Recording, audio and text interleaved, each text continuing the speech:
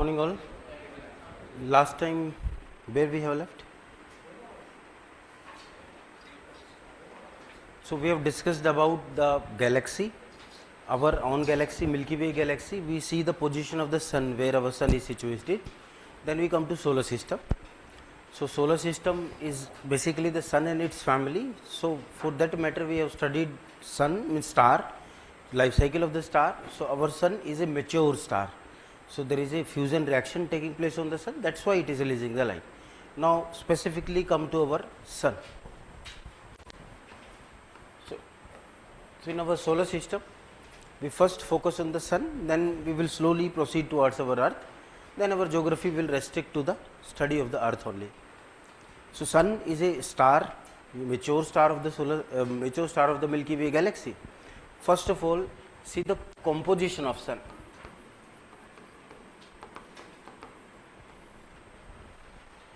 As per our estimate, the largest thing that is present in the sun is obviously hydrogen.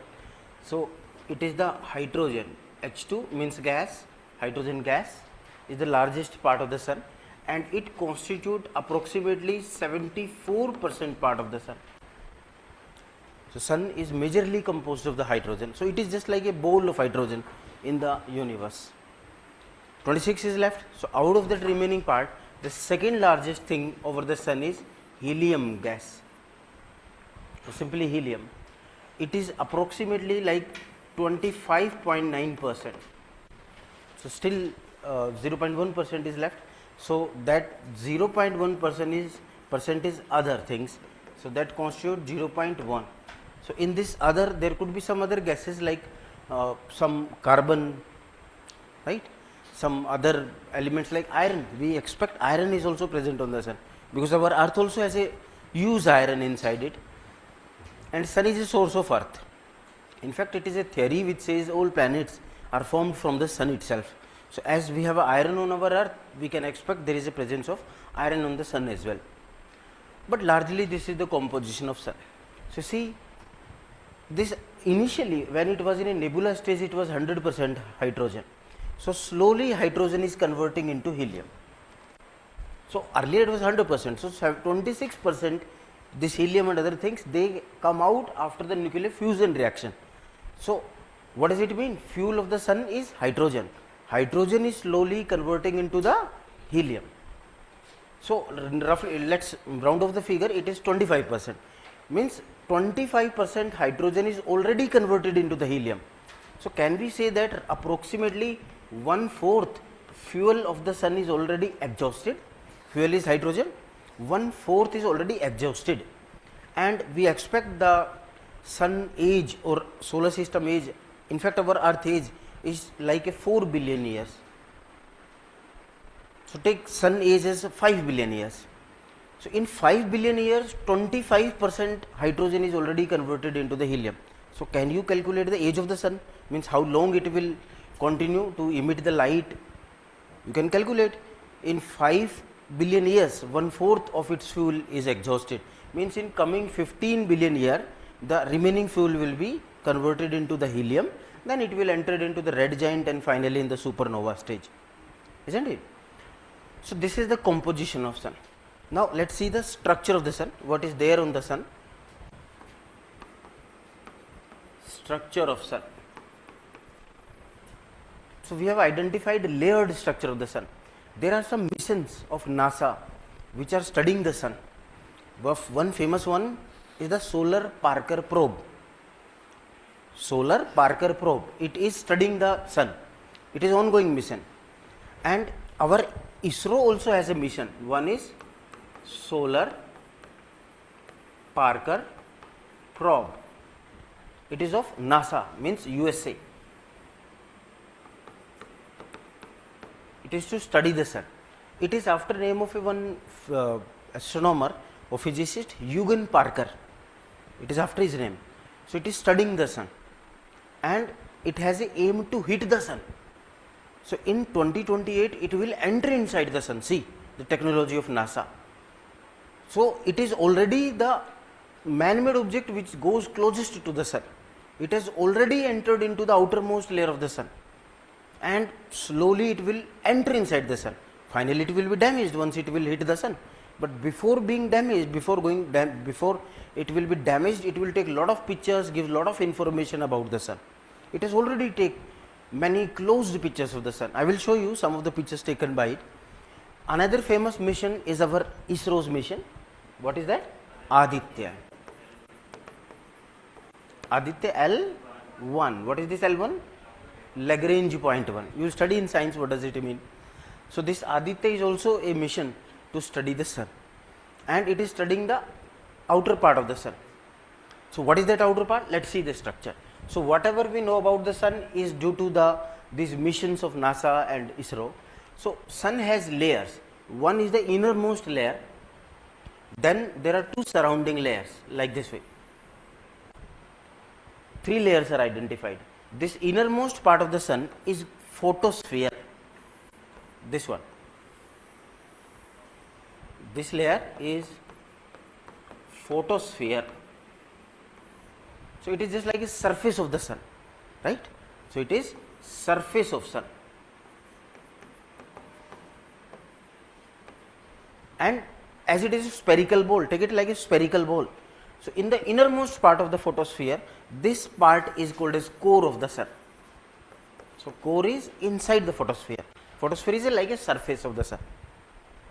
See, our calculations, these solar Parker probes and other missions, they has identified the expected temperature of sun.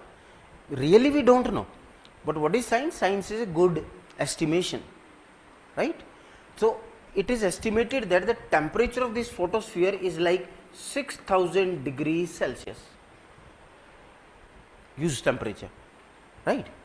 Then this second layer is called as chromosphere. Second layer, and this outermost layer is called as corona. So that is surface, but these two are the gaseous layer in the surrounding of sun. Now see the strange thing, temperature of this chromosphere is expected to be 2 to 3 lakh degrees Celsius.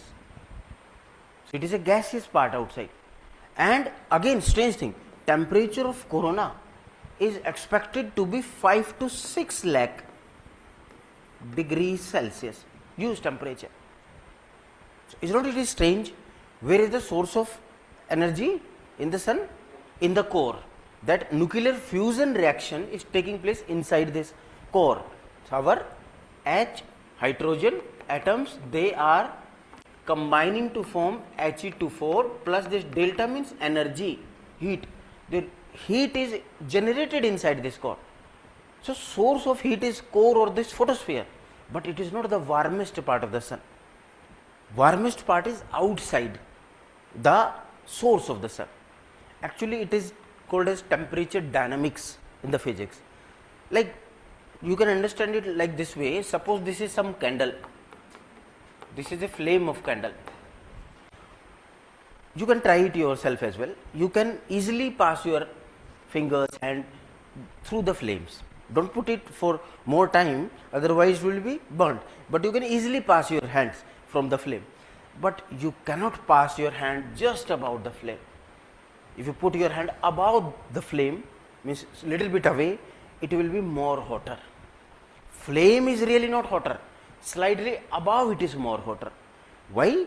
Because hot object is transmitting heat to the surrounding, and heat is transmitted, like suppose this pan is warm, so it is releasing the heat in the surrounding. This heat is transmitted in the surrounding through 3 processes. What are these? 1 convection, 1 conduction, 3rd radiation, right? So if you touch the flame, your finger will be heated up only by conduction. Conduction means by touch. But if you are above, if you put your hand above the flame, you will get heat through all 3 processes: conduction, convection and radiation as well. So it is really that temperature of hot object is not exactly highest in the source, slightly above it if it is transmitting the heat, isn't it? So it is a expected region, but no one really knows why this corona and chromosphere is more hotter. But we have tested it Our missions like Solar Parker probe has already entered into the corona of the sun. It passes the corona, then goes away, and finally it will hit the photosphere. So it has already tested the temperature of the corona.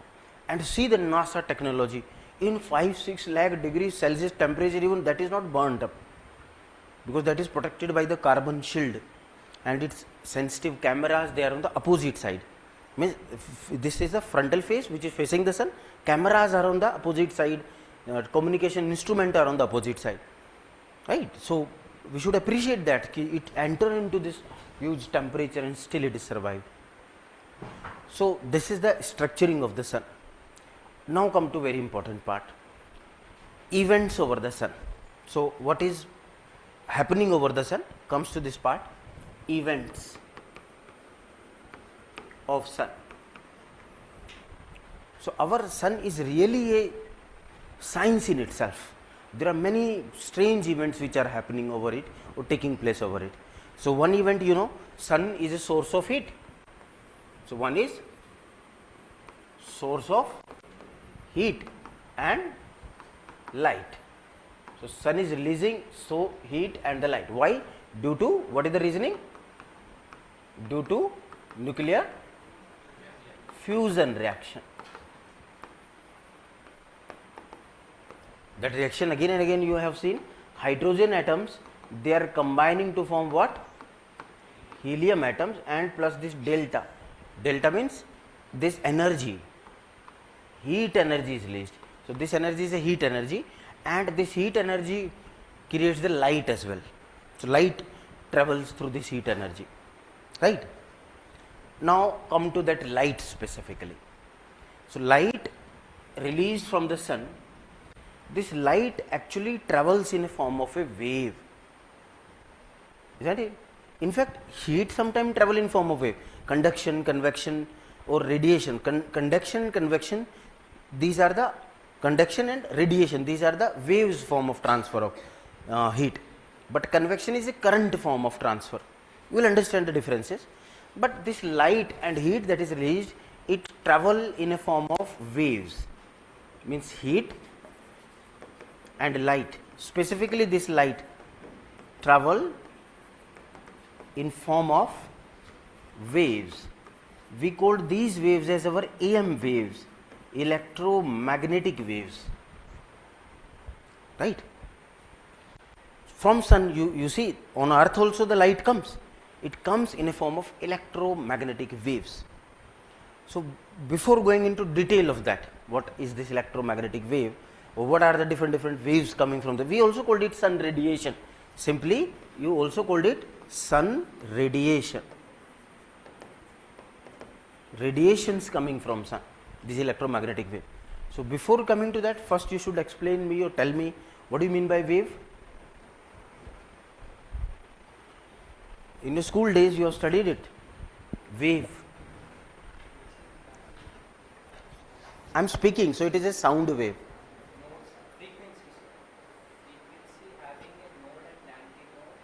Okay. Which transfer? Okay. Anything? Anything else? How you define wave? Very simple. It is a manner of travel of energy is called as wave. So let's go into that. What does it mean? So somewhat science comes, wave. It is a manner of travel of energy. It will be required again and again because we have to study the seismic waves as well. So when energy travel, it travel always in a form of wave. So I am speaking, energy come out from my mouth and reaching in this, moving in this air and then reaching to your ear. How? In a form of wave, that is sound wave. Similarly, if I knock it like this way, again sound energy is released. It is in a form of sound wave. Earthquake comes, so energy is released from interior of earth in a form of seismic waves. As you switch on this light from there the energy is released in a form of light wave. So wave simply means manner of travel of energy. Now this is a question, how energy travels?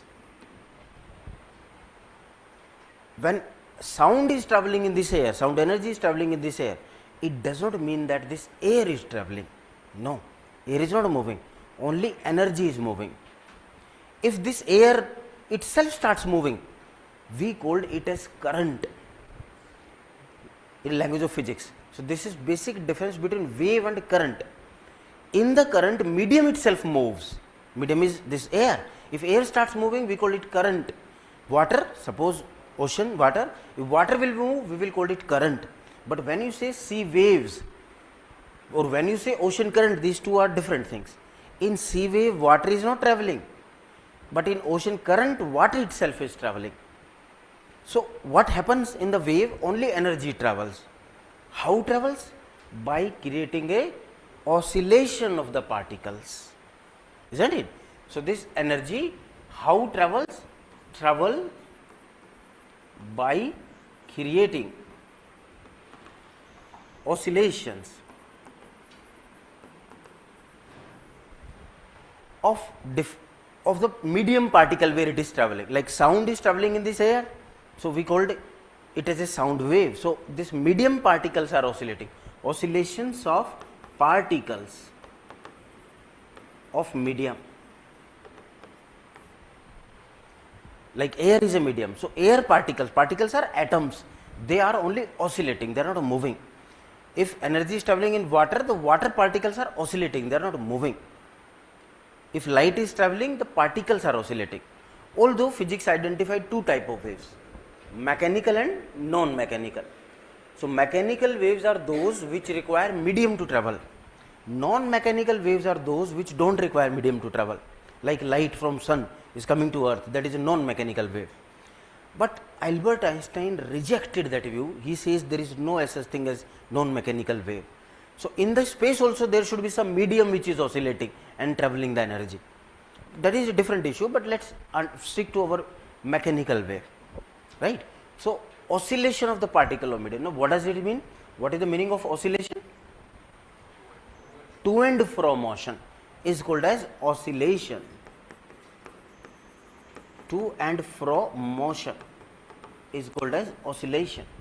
So again there is a one term motion that you studied in your physics again. Now force and motion, there is a chapter, classical physics. What is motion? Displacement from the mean position. Like I am standing here, this is called a static position, but if I move from my original position, it is a motion. So motions are of various types. If I go like this way straight, it is a linear motion. If I do this type of motion, it is a circular motion. Similarly, one of the motion is to and fro motion. What does it mean? Again and again coming back to the original position. Like suppose this is a one particle or anything. What this is its original position. How it can do oscillation? It can go straight, we called it linear oscillation. It starts rotating there, circular motion. Orbiting around a single point, again circular motion. The one way is this way. It goes suppose forward, comes back to its own position. Then again go forward, comes back, forward, comes back, or backward comes back, or combination of both. Here forward comes back, backward comes back, this way. So is not again and again it is coming to its original position. This is called as to and fro motion. So this thing is technically called as oscillation. Like you have seen the pendulum of the clock, no? Like this way. So this is a oscillation. It is again coming back to its original position like this way, right? So energy always travel by creating a oscillation in the medium particle. All right. Now let's understand how the particle can oscillate. This is a one way of oscillation, forward, backward, or backward again forward. So it is a horizontal motion, like this pan. How this pan can oscillate? Towards you, comes back, towards me, comes back, like this way, or right, left, this way. What is the other way? Up, down. So it goes up, comes back, down, comes back. So these are the two ways of oscillation. So what is this? Horizontal oscillation. What is this? Vertical oscillation. So there are two types of waves. Where the oscillation is vertical, we called it as transverse wave, but where oscillation is this way, longitudinal or horizontal, we called it longitudinal wave. Did you get it? So recall your school days. So there are two type of waves. One is called as transverse wave.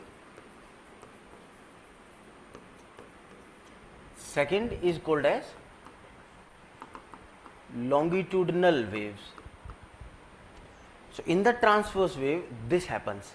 This particle goes up, comes back, like this way, goes down, comes back, means vertical motion.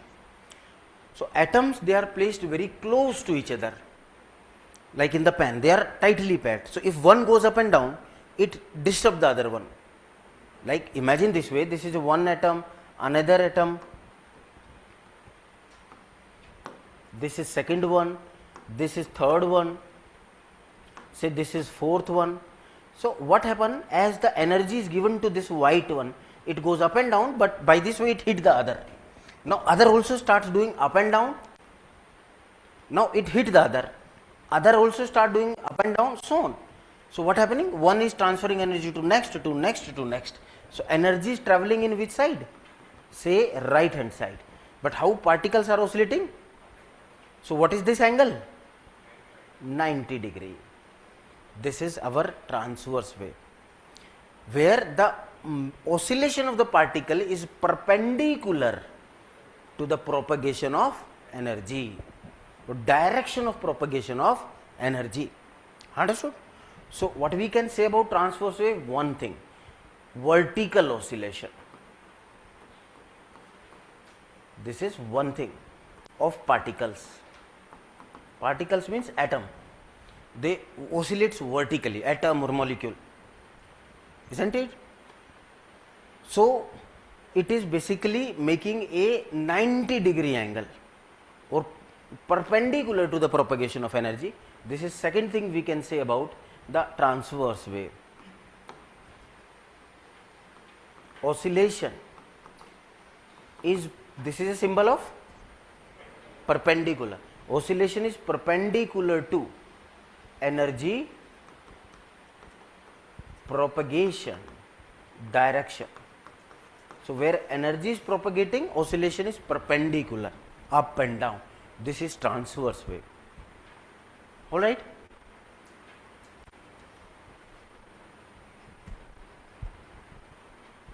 In physics, diagrammatically we show transverse wave by this symbol, like this way, this way.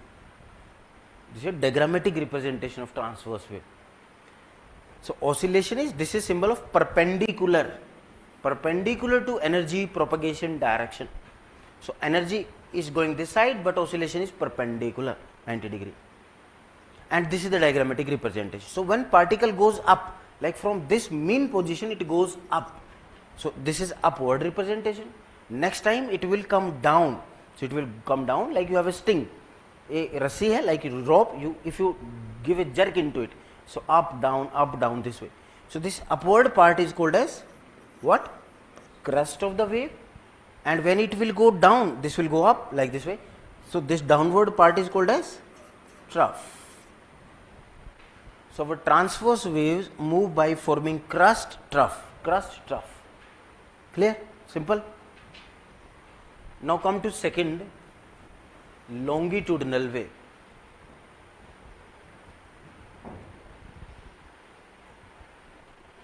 So in the longitudinal wave there is a horizontal motion, like again simple thing, these are particles 1, 2, 3, 4. So if you give the energy to it, it suppose move forward, comes back, or goes there, comes back. But in this way it hits the particles which are towards right and left side of it. So towards the right side if it hit, now second also start doing this thing. It hit the third also start doing this thing, fourth and so on. So where energy is going? Towards right side. Although going towards left also, but we are seeing the right direction only. And how particles are oscillating? So what is it? Perpendicular or parallel? Parallel. This is called as longitudinal wave. Isn't it? This is called as longitudinal wave. So what we can say about longitudinal wave? Let me rub it. So here vertical oscillation, there is a horizontal oscillation. See, so one thing, horizontal oscillation of particles. Second, oscillation of particle, a motion is parallel. Oscillation is, what is this symbol? Parallel. Parallel to energy, same thing, propagation direction. So where energy is going, the motion or oscillation is parallel to that. This is longitudinal wave. Okay. So think this way, like it is a one particle, it is second particle. It goes this way and hit this second one. So it also start doing this thing. So by this motion, what can happen? See, is not sometime they go away, sometime they come close, goes away, close, goes away, close. Similarly, other one are also doing same thing, goes away, close, goes away, close. Like you have a spring.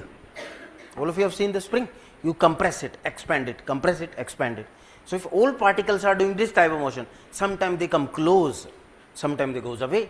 So when they come close, we call it compression, and when they goes away, we called it rarefaction, right? So in diagrammatic way, how we represent the longitudinal wave? This way. Compression, rarefaction, compression, rarefaction, this way. So when they come close, this is called as compression. And when they goes away, so this portion is compression, but when they are away, we called it rarefaction or rarefaction.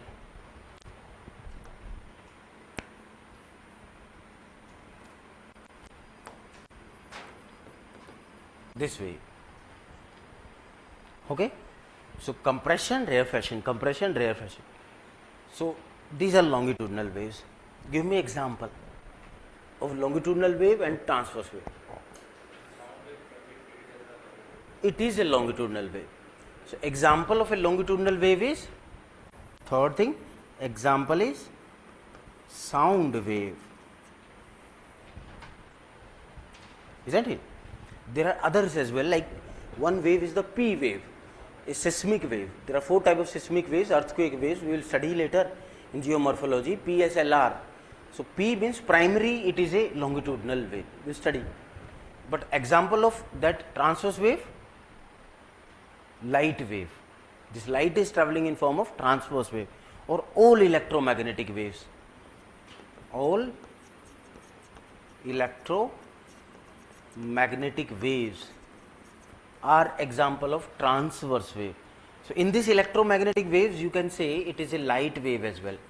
Light wave is example of transverse wave. Why we called it electromagnetic? Because they moves by forming electric current in the magnetic field, right? So this is basic understanding of our wave. So what about sea wave?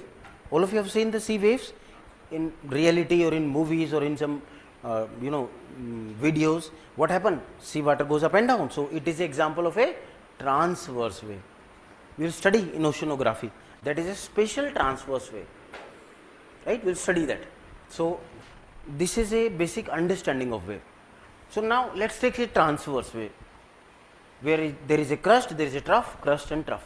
So there are some terms which comes with the wave or parameters associated with wave. Like one word that he was saying, frequency is the one term that he used. So what is that? Similarly, there is a one thing called as wavelength. So what is that? Now let's come to that part. Parts of the wave or terms with the wave.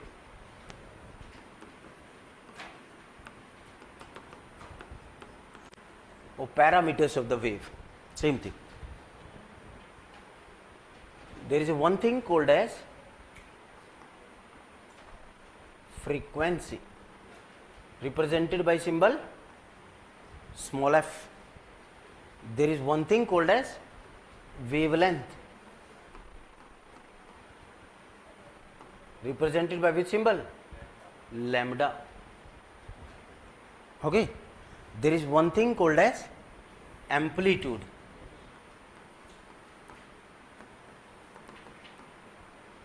represented by symbol A, and speed of the wave. Like I say hello, so sound travel with certain speed. Sometime it could happen that some sound travel with more speed. So this is a speed. So explain it, frequency. Basic science you have studied in school. What is frequency? Number of vibrations. This is vibration or oscillation in the 1 second. This is called as frequency. Number of oscillations in 1 second. Like if it is pen is going up down from its mean position, how much time it goes up and down in 1 second, that is its frequency, right? Or also defined as number of wave cycle in 1 second. Now the term is wave cycle. See, what does it mean? Like this pen, this is original position, it goes up, called as crust, comes back, goes down, called as trough, comes back.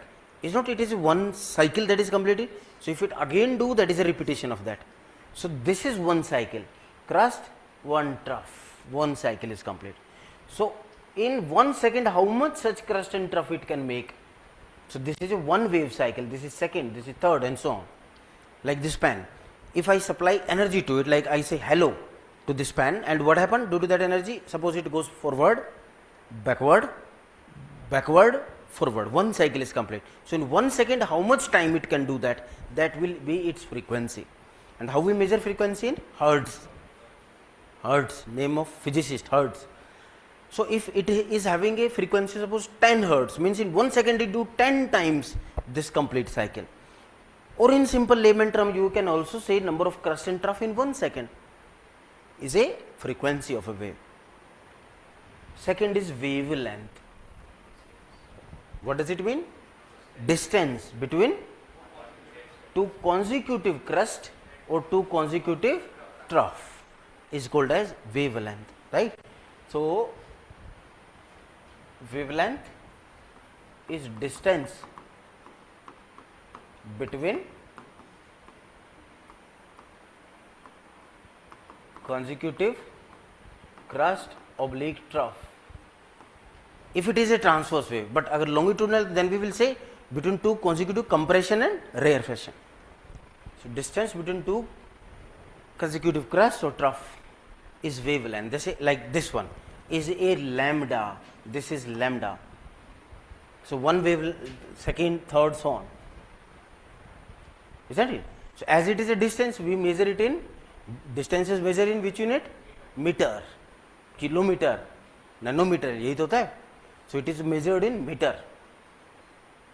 Now careful here. If some wave have short wavelength, like this is one of the wave that is in front of you, this is some other wave that is second in front of you. So you can compare the wavelength of first and second. It could be like here wavelength is suppose 5 meter, this distance is 5 meter, but here this lambda is suppose 1 meter.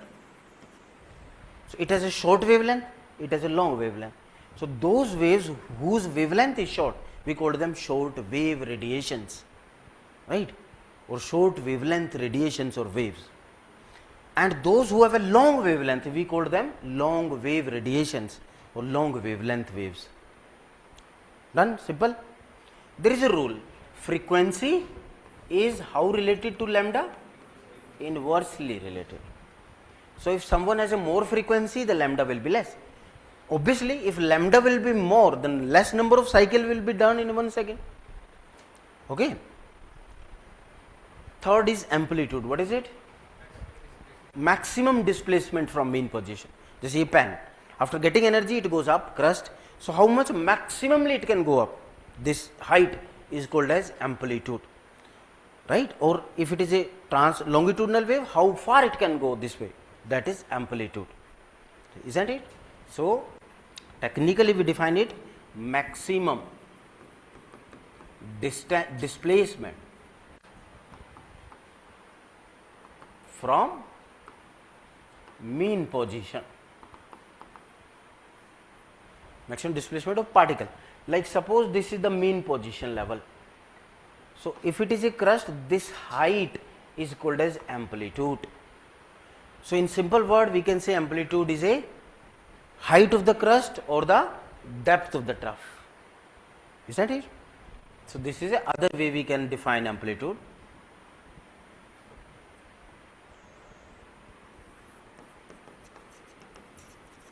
Height of crust or depth of trough. So like this way, this is a wave, so this height is amplitude. Alright. Maximum displacement from mean position. Now what is speed? Represented by S. It is a product of frequency multiplied by wavelength lambda. This is speed.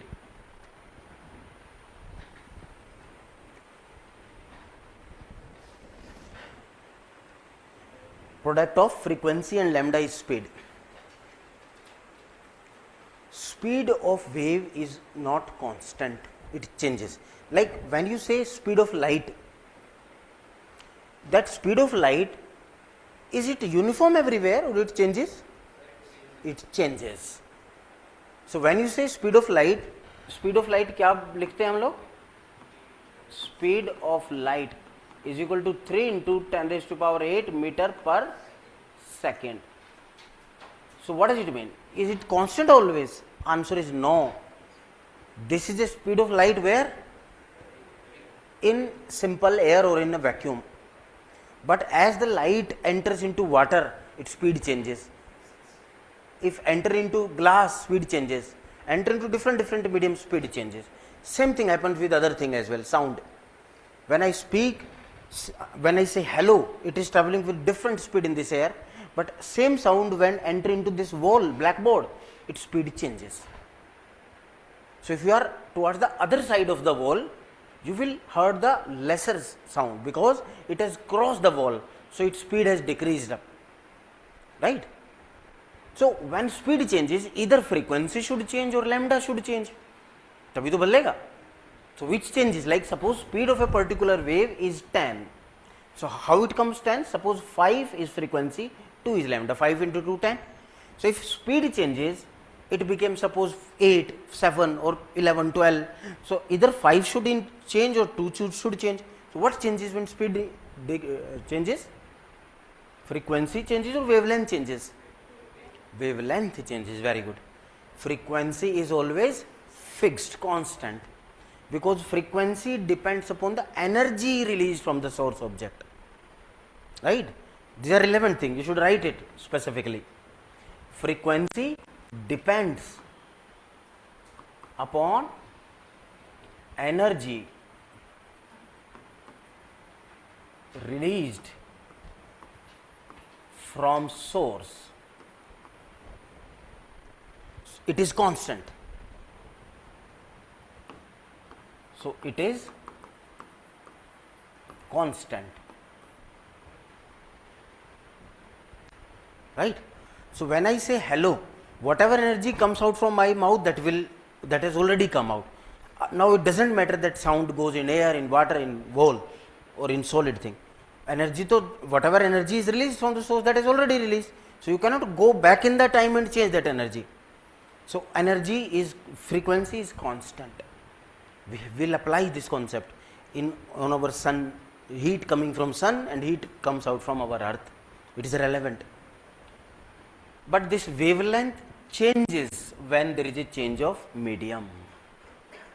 Okay. So this is basic understanding of our wave. So as you understand it, it will be easy to understand earthquake waves, other different types of waves. Now go back at the same topic. We are studying the events of the sun. Is it done now? Go back. So this is the first event over the sun. From crest to crest, it can be a wave cycle. Wave cycle can be from one crest to the other concept. One crest plus one trough is a wave cycle. देखो ऐसे, like this way. This is one crust, this is one trough. It is one cycle. But if the next crust will start, it is a second wave cycle which has started. And from crust to crust is a wavelength. Crust to crust, this distance is the wavelength. Okay. So events of the sun. First, sun is a source of heat and light. So that light travel in a form of waves, electromagnetic waves. Now let's come to the waves which comes from the sun, or light wave radiations come from sun. We think that this is a one light that is coming from the sun, but sunlight itself is composed of many waves. What we see outside, we called it as a visible wave of the sunlight, but from sun there are multiple different types of the waves comes out. So if we arrange these waves as per their frequency, so like from sun, suppose 5 type of different waves comes out. So all should have their own frequencies and wavelength. So if we arrange them as per their frequency or wavelength, this arrangement is called as solar spectrum, also called as electromagnetic spectrum. Do you get it? Okay, let's see that. This tube, this light, as you switch on this bulb, what comes out from it? What comes out? Light. Light is coming out. What did you think? This light is a one wave or it is a combination of multiple wave? If you ask it to layman, the person will say light is light, only one wave is coming, light wave is coming. But in reality, this light wave itself is made up of several colors. 7 colors comes into this light. So these 7 colors are actually 7 different waves which travel in this white light, Vibgyor. So inside this white light there is a violet to red, 7 colors are involved. These 7 colors are due to 7 different waves which are traveling in it. We can apply same concept to sunlight. In the sunlight also, it is not a single wave which is coming.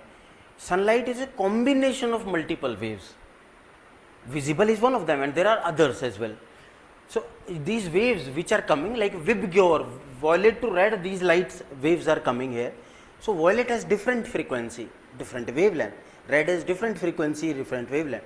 Orange, green, they have different wavelength. So in 7 colors, if we arrange them, or 7 waves, if we arrange them as per increasing or decreasing order of their frequency, like violet has more frequency, red has less, right? This way if we arrange it, we called it a spectrum, light spectrum, right? White light spectrum. Same thing we can apply for sun. Those waves which are coming from sun, if we arrange them as per increasing or decreasing order of wavelength or frequency, it is solar spectrum. Understand? So now let's see what are the different types of the waves which comes from the sun or solar spectrum. That is our next topic in this first event. So see that solar spectrum.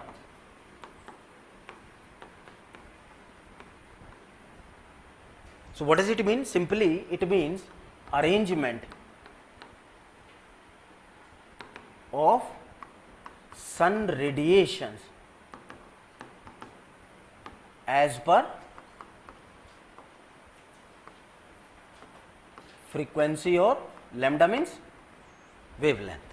This is solar spectrum, also called as electromagnetic spectrum, EM spectrum, same thing.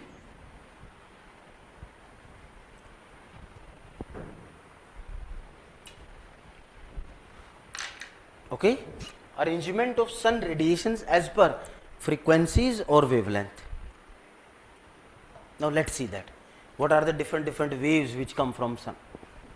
So it is actually scale. On that scale we have represented. So this is the electromagnetic spectrum scale, like this way, this way. This scale starts from 10 raised to power minus 12 meter and it is up to 10 raised to power 12 meter. Means towards which side distance is increasing? Right hand side. So distance is a unit of measurement of lambda or frequency. Lambda na frequency to hertz में measure करते हैं. So towards right hand side it is what? Maximum lambda, and towards the left hand side it is minimum lambda. So if lambda is maximum one, which is minimum frequency, they are inversely related. So towards right hand side it is minimum f frequency, but towards left hand side it is maximum f frequency, right. So we divide this scale into three parts, like from 10 raised to power minus 12 to this portion, it is up to 400 nanometer. 10 raised to power 12 metre का मतलब picometre ना, angstrom 10 raised to power minus 10 picometre, 10 raised to power minus 9 nanometre. तो इधर आ रहे हैं तो ये बड़ा है या नैनोमीटर बड़ा? नैनोमीटर बड़ा, that's why it is nanometre. 400 to 700 nanometer, and then 700 to 10 raised to power 12. We called this portion of the sunlight as SWR, short wave radiation, right. We called this portion of the spectrum as visible light. Okay, you should write completely visible light spectrum. And from 700 onwards we called it as LWR, long wave radiation, which comes from sun. Okay, you should write complete words. Short wave radiation means which are lesser than 1200 nanometer and which are more than ये 400 से लेकर 700 तक, that is visible, and which are greater than or more than 700, they are long wave radiation. So upper portion,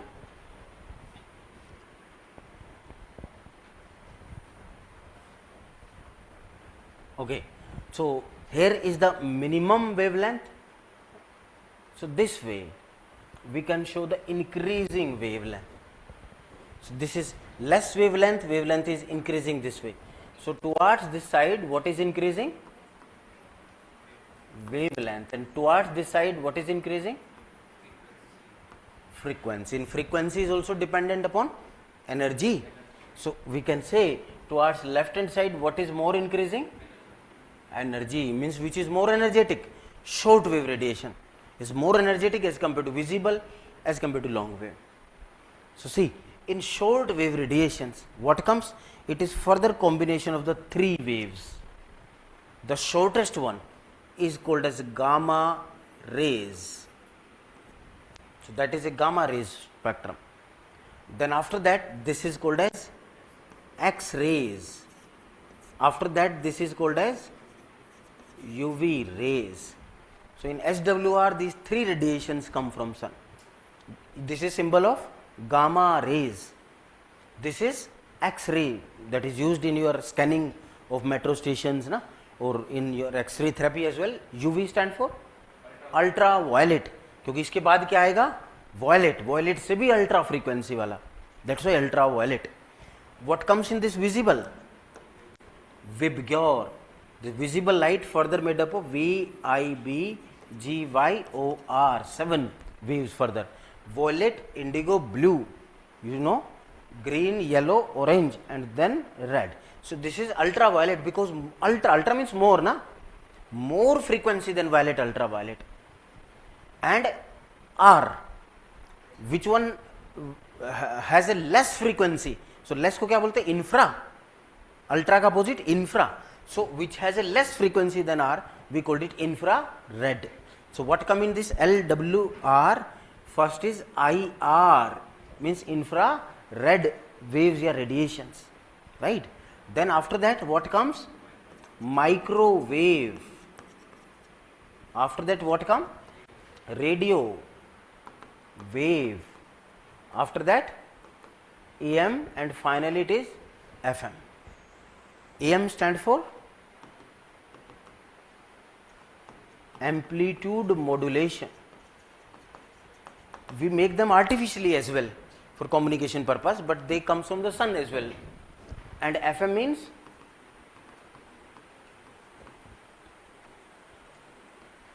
frequency modulation. So this is about solar spectrum. So as we believe that sunlight is sunlight, that is a layman understanding. This is technicality.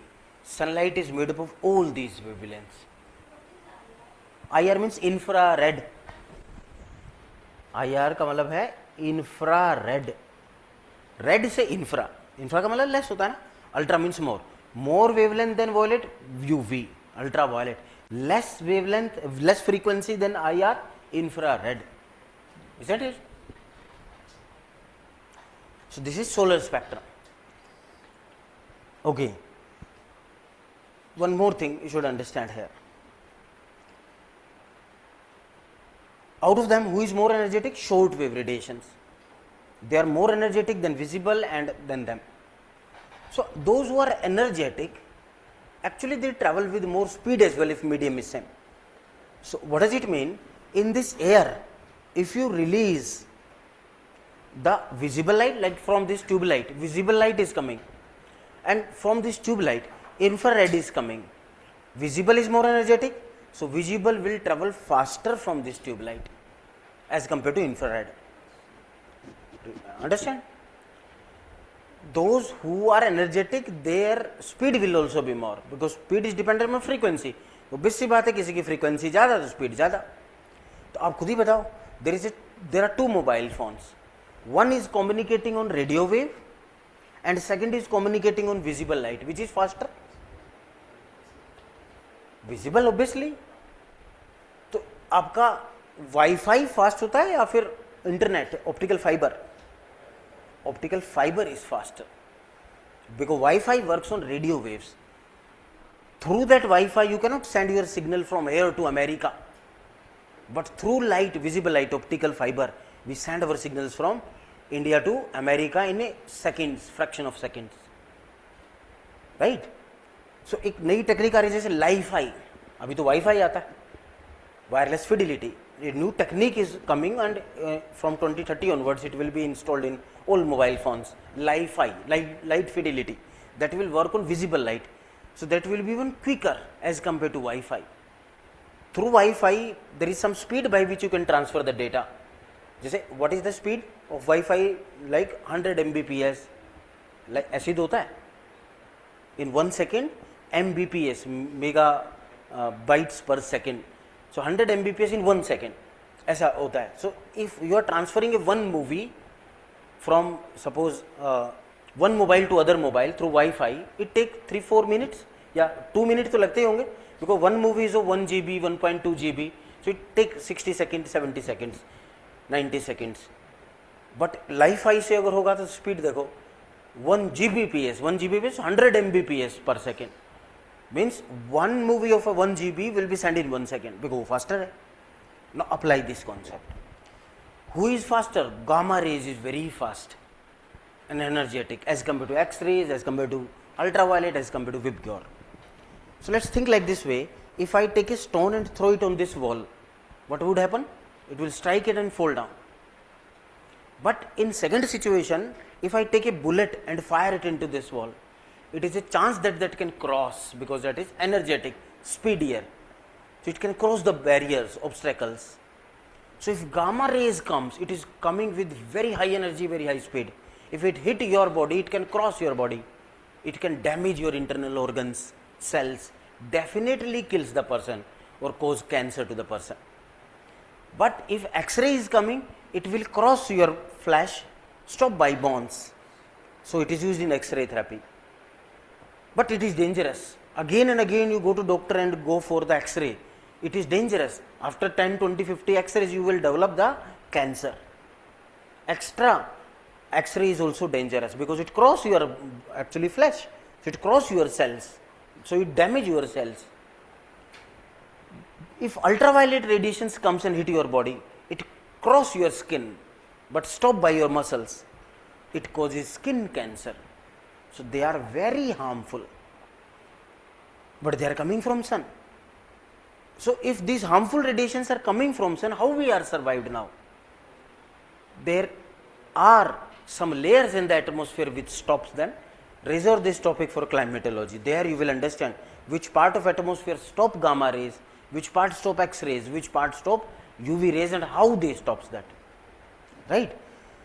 But these are stopped by atmosphere, then after that comes visible light, so speedier as compared to them. So this is our earth, this is suppose the atmosphere of earth, from sun, say that is sun, these radiations are coming. So gamma, X-ray, UV rays has a capability to cross the atmosphere, but that is other thing that they are stopped by atmosphere. It is visible light which is also able to cross the atmosphere and hit the surface, so we are able to see the things. If visible is not energetic, it should be stopped in the atmosphere. On surface of earth it is darkness always, right? And what about them? They are even further weaker. They travels from sun, but due to their weakness it is quite possible that they are not able to travel this much distance as well. So they even dies before reaching to the earth, or if they enters into the atmosphere, they are stopped by the atmosphere, right?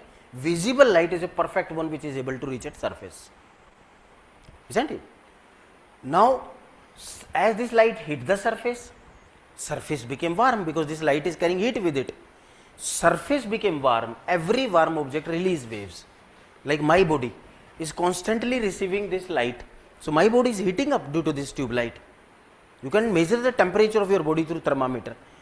This light, these sources in the surrounding and internal reactions of your body are creating a heat inside your body. So your body is also releasing wavelength radiations. Which type of radiation is released by your body? Like if heat reaches to surface, surface warm, it also releases a wavelength. So it can release any one of them. But what is more released? See, there is a one physics law which explains this process. Again it will be required in our climatology.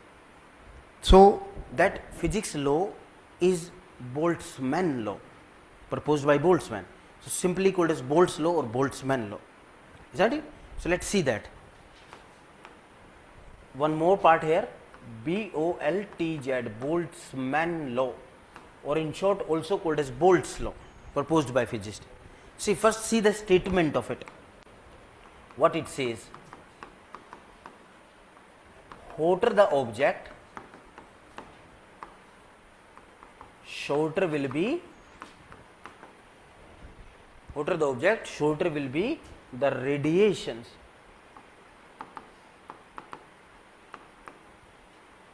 released from that object. This is the statement.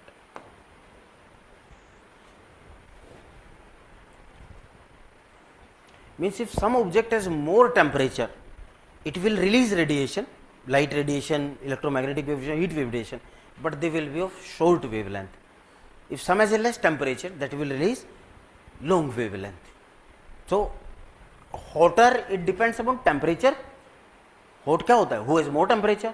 So we can say it is something like this way: temperature of object is inversely related to wavelength, means lambda, na? Yeah, so let's write wavelength. Wavelength of radiation released. This is Boltzmann law. So temperature of objects will decide what type of radiations will be released from that object. Understood? Okay, so we are discussing events of the sun. We discussed the first event over the sun, release of heat and light. Now see the second one. Another major event that takes place over the sun is ionization.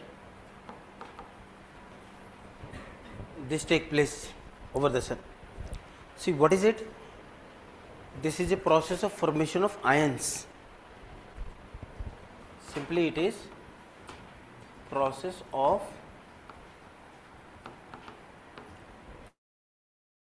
formation of ions. What are ions? Charged atoms or particles, right? So ions means charged particle.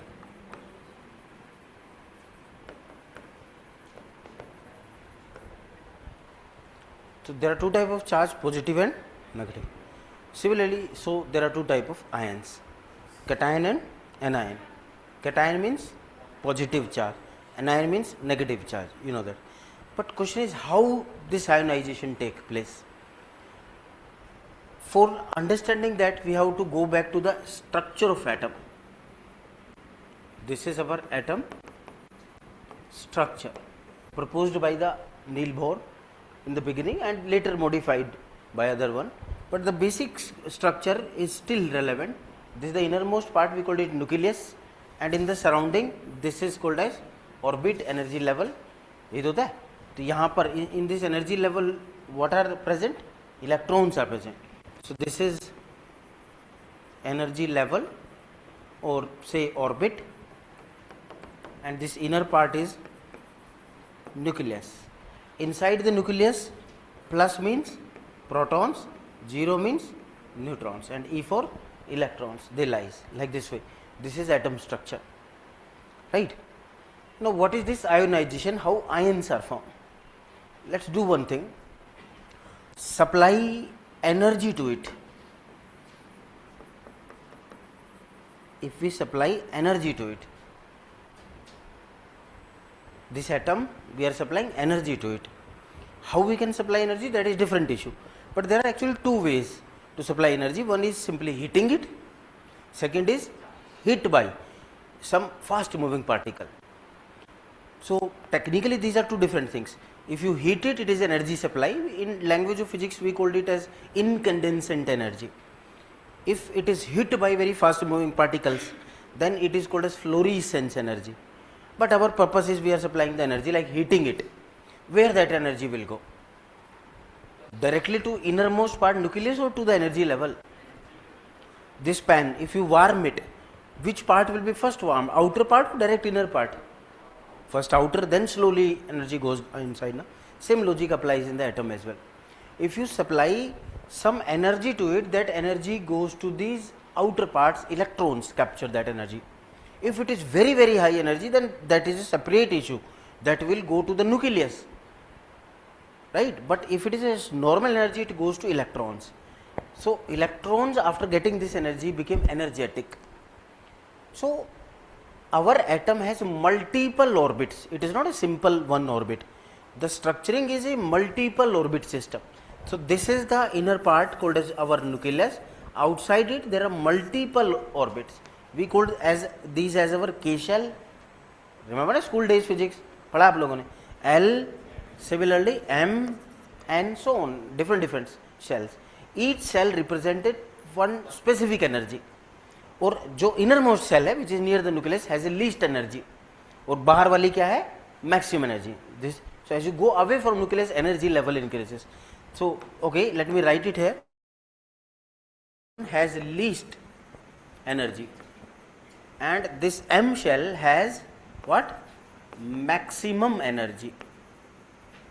So bahar ja rahe, away as you are going, energy level is increasing. So there are different electrons present in it. Each shell can hold a specific type of electron. Simple model says K has a 2 electron, 8 electrons, and further 8 electrons. Let's suppose we supply some energy to this one by heating. This energy is captured by this electron which is present here. It can be captured by outer one as well, but let's imagine one of electron has captured it. कोई भी मान लो, जैसे बाहर वाला ही मानो. It became energetic. So after becoming energetic, it will not remain in the M cell. Earlier it was in the M shell because it has a energy level of the M cell. ऐसा समझो, this K has a energy of 1 unit, 1 electron volt. It has a energy of 2 unit, 3 unit. So already this electron has 3 unit energy, but as you supply extra energy, now it has a 4 unit energy. So will it remain in this M shell? Answer is no, because it is now energetic. तो ये 3 वाले level में नहीं रह सकता है. It will jump up. So ऊपर चला जाएगा. It will jump up. We called it as a excitation of electron. In normal situation, electron remain in excited state for 10 raised to power minus 8 seconds. It varies, but it is an average one. Then after that, it comes back and release that energy. So right, or the energy that is released in a form of waves, electromagnetic wave. Right, इसको ध्यान रखें, because it will be used in auroras to understand the color phenomena. Say this is a yellow color. Why it is yellow? This is science behind it. Yellow क्यों है? This is science. Because as this light falls on the electron, electron jumps, excite, de-excite and release yellow color light. That's why it is a light. it is yellow in color. But take it aside, we are supplying the energy, that energy goes to electron, electron go up, excitation comes back, de-excitation. It is a normal energy when you supply to it. But suppose if you supply very high energy, what would happen? This energy goes to this electron, suppose it became 40 unit energy level, yes or no? So when the electron jump to very high level, it goes very away from the nucleus of atom. Nucleus actually has a positive charge inside it. Due to that, these negatively charged electrons are held by it. This is sun is holding our earth due to its gravity. So there is a one area up to which the positive charge influence can be predicted, or up to which the electrons can be held. But if this electron get very high energy, बहुत ज़्यादा energy मिल जाए, it is a possibility that it goes away from the positive charge of attraction. Now it will never comes back. This is ionization. समझ रहे हैं? If it jump and comes back, it is excitation, de-excitation. But if it is very high energy, it is ionization. Okay? So let's do this thing. Here we are making the two figures, nucleus, orbits. Say we have supplied normal energy. That energy goes to this electron jump, called as excitation of electron, and it will come back, called as de-excitation of electron. When normal energy, this simple light is applied, because this light also carries a photon inside it. But in the second situation, this is nucleus, these are energy levels. Suppose this energy is a high energy, very high energy. In this situation, the atomic structure itself gets disturbed. So this energy goes to electron, it goes away, right? Now we will call it as a free electron. It is now free from this atom, right? It will not come back. So it is release of electron. This is ionization process. So if one electron goes away, what happens with the remaining atom? It became positively charged. In a normal atom, number of proton and number of electron are same. If it is neutral, this is carbon. What is the atomic number of carbon? 6. So 6 atomic number matlab there are 6 proton, 6 electron in it. But if one electron goes away, is not now there are 6 positive, 5 negative. So extra 1 positive हो गया कि नहीं? होगा कि नहीं? जैसे take an example of ionization. Carbon 6, C6 है, इसका ionization कर दें. So one electron if it goes away, it becomes C positive. एक इलेक्ट्रॉन दूर जाएगा तो 2 चले जाएंगे तो कितना हो जाएगा? 2 पॉजिटिव. Isn't it? ये आयोनाइजेशन है. इलेक्ट्रॉन तो चला गया दूर और ये बन गया है पॉजिटिवली चार्ज एनायन बन गया. Electron that goes away is cation. ठीक है, कैटायन इज पॉजिटिव चार्ज. सो जो इलेक्ट्रॉन गया दैट इज पॉजिटिव चार्ज, ये बन गया negative charge anion. Understood? This is our ionisation process. तो ये कब होगा? जब बहुत ज्यादा एनर्जी होगी, like lot of heat is supplied. Apply the common sense. Tell me, can we expect this process over sun? On the surface of sun, photosphere, temperature is 6000 degrees Celsius. So we can expect ionization on the sun. We will study it later as well. Inside our earth also there is a huge temperature. Inside earth also we can expect ionization. So sun के ऊपर this huge energy is available that is responsible for the ionization of the atoms there. This hydrogen undergoes ionization, helium undergoes ionization. Process समझ गए? Okay, so let's see over the sun now. This is sun, photosphere of sun. So on the photosphere of sun, He converts into He2 positive. What is He? This is a structure of He. 2 proton, 2 neutron and 2 electrons are revolving. This is helium atom. तो atomic number कितना होगा He2, मास number 4, 1 2 3 4, यही तो है. This is helium atom. He, atomic number 2, mass number 4. Atomic number क्या होता है? Number of protons in the nucleus. So 2 positive 2 positive. Mass number क्या होता है? Proton plus neutron. So 2 + 2 4. If you supply heat to it, very high heat to it, both of these electrons are released. ये भी दूर चला जाएगा, ये भी दूर चला जाएगा, तो क्या बन जाएगा? He कितना पॉजिटिव? 2 पॉजिटिव. 2 इलेक्ट्रॉन गए तो only 2 protons are left, so it converts into He2 positive. So helium undergoes ionization, and in this process from the photosphere of sun, what is released? Electrons are released. Lot of electrons are released from the sun in this process. We called it as geodynamo. If it is a geodynamo, if it is sun, then we called it a heliodynamo. Helio means sun. What is dynamo? Current generator is called as dynamo. और current क्या होता है? Flow of electron is called as current. तो ये जो electron चल रहा है, with it what also moves? Electric current moves. Electric current is moved from the sun or released from the sun. Current is simply, जैसे ये wire है, इसमें करंट मूव कर रहा है. Actually inside this wire electrons are moving. This is current. So from sun naturally electric current is released. Electrons are released, so huge current is released from sun. This process is called as heliodynamo. Dynamo means current generator. Helio means sun. Sun is a source of huge current, right? So heliodynamo means electric current produced by sun. Huge electric current is released from the sun. Helio is for sun.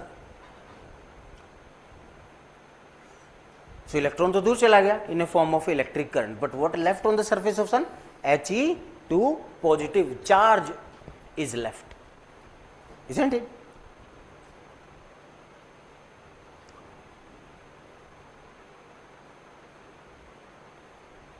One more thing you should know. Heliodynamo. Helio is for sun, dynamo means current generator. जो बाहर होता है ना generator चलाते हैं, इसको dynamo बोलते हैं. अर्थ अगर ऐसा करे तो उसको बोलेंगे जियो डायनेमो. अर्थ भी करती है, let's study later. In your school days electromagnetism chapter you must have studied one more law there, Hans law, proposed by Osted Hans. Hans says, Hans, full name is Osted Hans. He proposed that whenever current flows, magnetic field is produced with it, right? Current never flow alone. Current always produce magnetic field with it. So moving current behaves like a magnet.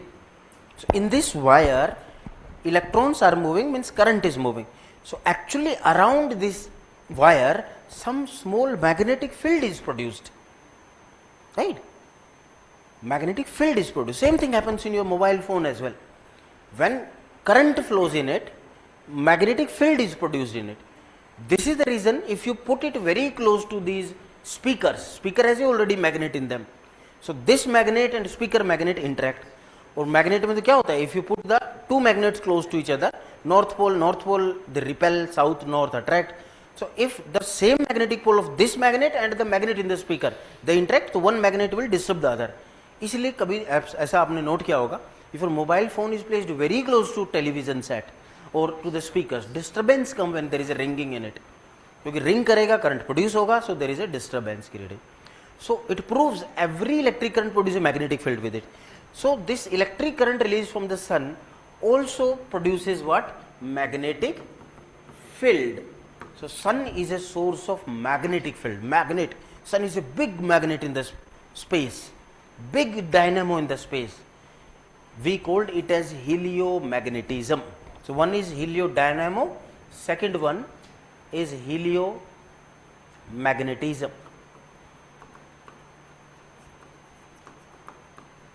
Helio is for sun, magnet is for magnetic energy. So what does it mean? magnetic field is released from sun, or sun is source of magnetic field. Sun is like a big magnet. Helio is for sun.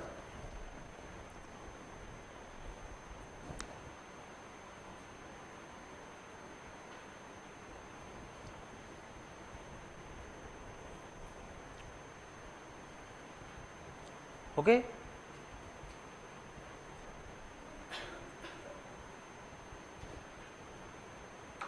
Yes or no? So we are studying the events of the sun. We study first sun is a source of heat and light. So in detail we study what is the light released from sun. Second, ionization. So these are the result of the ionization. Due to ionization, sun behaves like a heliodynamo, sun behaves like a heliomagnetism.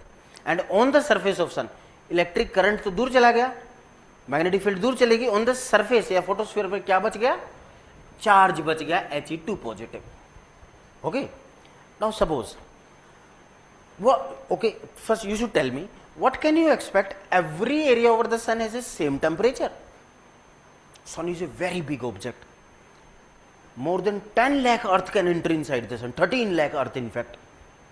Sun is so big. So on this big sun, somewhere more heat is available, somewhere less. It is a possibility. जैसे इस room में suppose there is a nuclear fusion taking place, it is a possibility. Here the rate of fusion is more, तो यहाँ heat ज़्यादा है. Here the rate of fusion is less, so heat कम है. So wherever there is a more heat on the sun, we can expect presence of more He2 positive. And where it is less, we can expect presence of less He2 positive. So ये He2 positive कहीं पर ज़्यादा accumulate हो गया. That place over the sun is called as sunspot. Right? Means extra charge get accumulated over the sun on a particular place. So go back and come to the third process.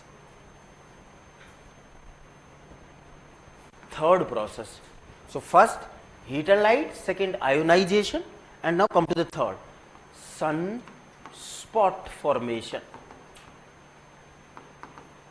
This is the third event which take place over sun. So sunspot is also called as faculae. इसको एक नाम और दिया जाता है faculae, Latin word for sunspot. What is this sunspot?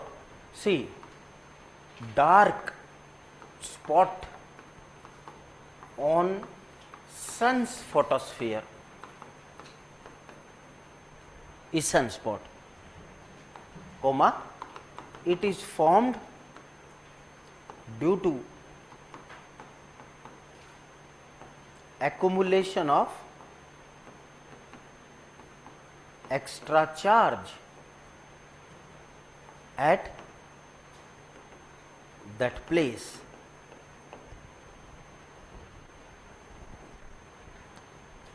So dark spot or a dark circle on the sun's photosphere, it is formed due to accumulation of extra charge on that place, and that charge is He2 positive.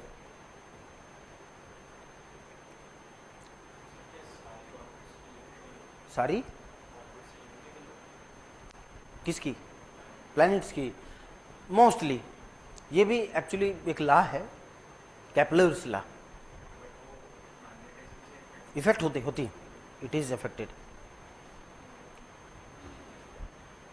Is it done? Statement is written. Dark spot on sun's photosphere, it is formed due to accumulation of extra charge on that place. So if it is written, then focus here. This is photosphere of sun. Suppose this is a place where extra charge is accumulated. It is a sunspot. Suppose it is some other place where extra charge is accumulated. It is second sunspot. So they actually appears dark in color, black in color. You see the sun outside, but if you see the sun during sunrise and sunset, or abhi bhi aisa kar sakte, you can go outside, wear the sunglass, you will see on the surface of sun there are some black spots. These are sunspots. So question is why they have formed up or how they are formed up. There are extra charge accumulation. So इस charge से क्या होता? What happened due to that? Here the rate of nuclear fusion reaction is slowed down. That charge make a one layer over that place. So nuclear fusion is taking place below, but that charge forms a barrier on the surface so that heat which is releasing or the light which is releasing is not able to release out. वैसे तो from everywhere from the sun light is released due to nuclear fusion reaction, but जहाँ ये charge accumulate हो जाएगा, their nuclear fusion is slightly slow down हो जाएगा, और slow down होने की वजह से less light और no light is released, या तो less निकल रही है, no light नहीं निकल रही, तो we can see that as a dark one, इसलिए वो दिखता नहीं है. बात समझ रहे हैं? सो एक बार देखो really how this looks like. This is the sun spot. ये सन स्पॉट है, real photograph taken from the sun. So ये देखो black black black spots, close photograph taken from solar Parker probe. ये डार्क स्पॉट्स है. दिख रहा छोटा है but it can be even bigger than our earth. So इस प्लेस के ऊपर एक्स्ट्रा चार्ज एक्यूमुलेशन हो गया, तो नीचे कोर के अंदर inside the core there is a fusion reaction taking place. तो निकल तो हीट हर जगह से रही है, but at this place this positive charge accumulation act like a barrier to that visible light which is released. तो अगर किसी से लाइट ही नहीं निकलेगी तो कैसा दिखेगा? ब्लैक दिखेगा. So the other place of the sun looks yellowish or bright, but this place look black because here the visible light is stopped. Understood? So why this is a black spot? So you can write one more thing over here. Extra charge, this extra charge forms a barrier, physical barrier for light to be released.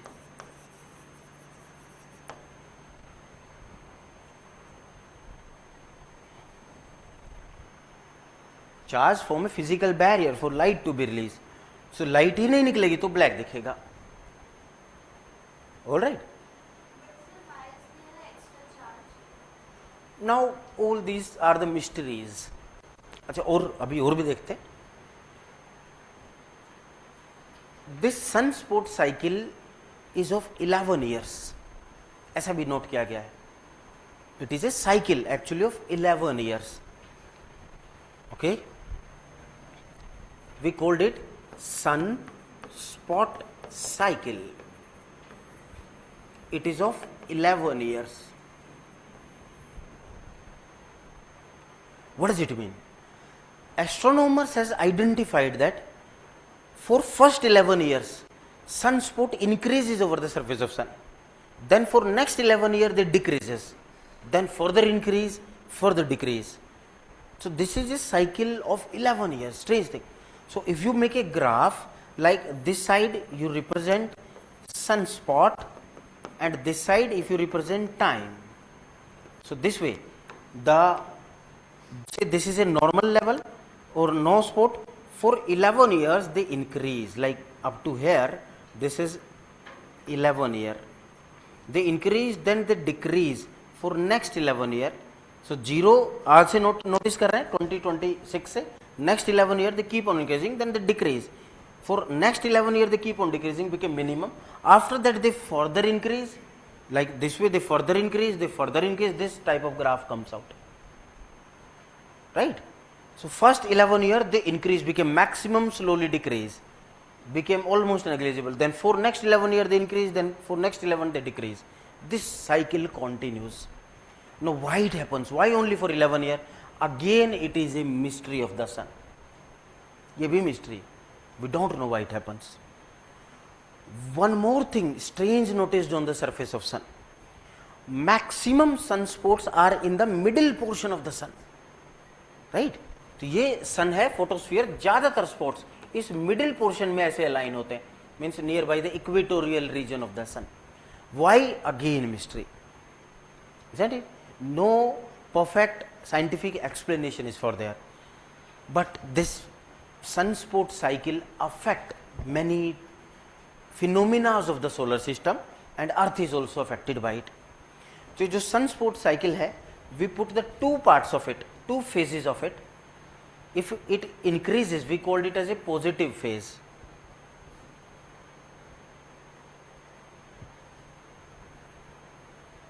The sunspot cycle, it has two phases, positive phase, second negative phase. So positive phase means time period of increase of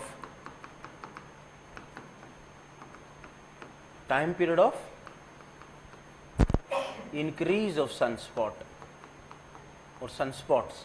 Negative means decrease of sunspots. So in positive cycle, if this is our sun, this sunspots number has increased up on the surface of sun. But in negative cycle, number starts decreasing. Few spots are left on the surface of sun. Okay. And now you tell me, what would be the effect of temperature on the earth when there is a positive cycle? If sunspot increases, earth temperature will increase or decrease? Decrease. Because more spots means less heat is released. So in positive cycle, less temperature on earth. So sun event is also one factor which affect the temperature of earth, right? And when there is a negative cycle, means less spots, more heat is released, so more temperature on earth. So some meteorological phenomena, जैसे अभी बड़ा news में चल रहा है इस साल super El Nino चल रहा है कि नहीं, जैसे अल नीनो ला नीना, ये साइकिल भी 11 ईयर्स की है. You study in climatology. It is affected due to the sunspots actually. So when naturally there is an increase of the temperature of the sun, there is an increase of temperature of earth. When naturally the temperature of the sun decrease, there is a decrease of temperature of earth. It affects meteorological phenomena of our earth. One such phenomena is El Nino, La Nina. We'll study. Okay? तो ये sunspots हैं जो उस picture में आपने देखे. Now see one more thing. If these charges get accumulated on a surface of sun, what happen? There is a burst of it, like more charge is accumulating. ऐसे समझो, in this room, two positive charge are placed or negative. चलो negative मानो. 3, 4, 5 electrons are there. This is a big room. They can live easily inside it. But number of electrons are increasing. Suppose 100 हो गए, 200 हो गए, 500 हो गए. So what would happen? This is a box. Inside this box, we are putting the same type of charge. Let's say negative charge. These electrons are there inside this box. If number of these electrons will increase, what would happen? Same type of charge repel each other. So as number of electrons will keep on increasing, repulsive force keep on increasing. So it will finally become unstable. If electron numbers keep on increasing, all electrons are putting the pressure on the container of this, on the wall of this container. So finally it will burst. These electrons, they thrown away into the space or surrounding with huge force. Same thing happens on the surface of sun. That's why it is a negative sunspot cycle. So this is a sunspot. There is an extra charge accumulation. If more charge keep on accumulating, there will be a time, at that time it will become highly unstable. So at that time it will burst, right? We called it as a sunspot burst, right? Sunspot burst. So when it will burst, lot of charge is thrown into the space, like electrons are thrown into the space. Positive charge, negative charge, they are thrown into the space. Helium He2 positive भी जाएंगे और electrons भी जाएंगे. He2 positive को वैसे बोलते क्या है? Alpha particle. Technically it is called as alpha particle. This is symbol of alpha. So lot of He positive electrons are released. Alpha particle is released from the sun. बहुत सा particle release होगा He2 positive. Okay, sunspot जब भी bast होगा और कुछ इसके साथ ही इवेंट होंगे. When lot of electrons are released, billions of electrons are released at a time of burst, can we expect increase of the magnetic field of the sun? सन की magnetic field increase हम expect कर सकते हैं. we called it as solar storm or magnetic storm of the sun. So while the ionization was happening, all the electrons being simultaneously released, or were they also being accumulated? Both. Actually, electrons, protons, both are accumulated. Because if positive charge is accumulated, like in this box, if there is a positive charge, and how this positive charge is formed? By the ionization of He, and what is released? 2 electrons are released. So in a normal circumstance, He2 positive should be left here, electrons goes away. But if extra plus got accumulated, these released electrons are now bound by them. बात समझ रहे हो? Effect हो जाएगा. अगर ये कम होते तो normally electrons goes away, but इनका नंबर बढ़ेगा तो अब इलेक्ट्रॉन्स भी दूर नहीं जा पाएंगे. सो पॉजिटिव के साथ साथ near by electrons also get accumulated. So जब बस्ट होगा तो positive negative both are released simultaneously with a force, right. इसी प्रोसेस को हम बोलते हैं क्या? सोलर स्टॉर्म और magnetic storm of the sun. Did you get it? Process तो समझ गए? Go back, right in the next process. Process number जो भी है 4th, सनस्पॉट साइकिल के बाद प्रोसेस नंबर 4, सोलर स्टॉर्म और magnetic storm. Okay, complete the statement.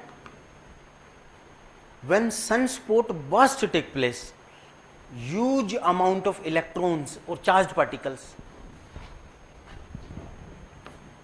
When sunspot burst take place, huge amount of charge भी दोनों आ गए, is released into space. So magnetic field of sun increases. सन की magnetic field भी increase हो जाएगी.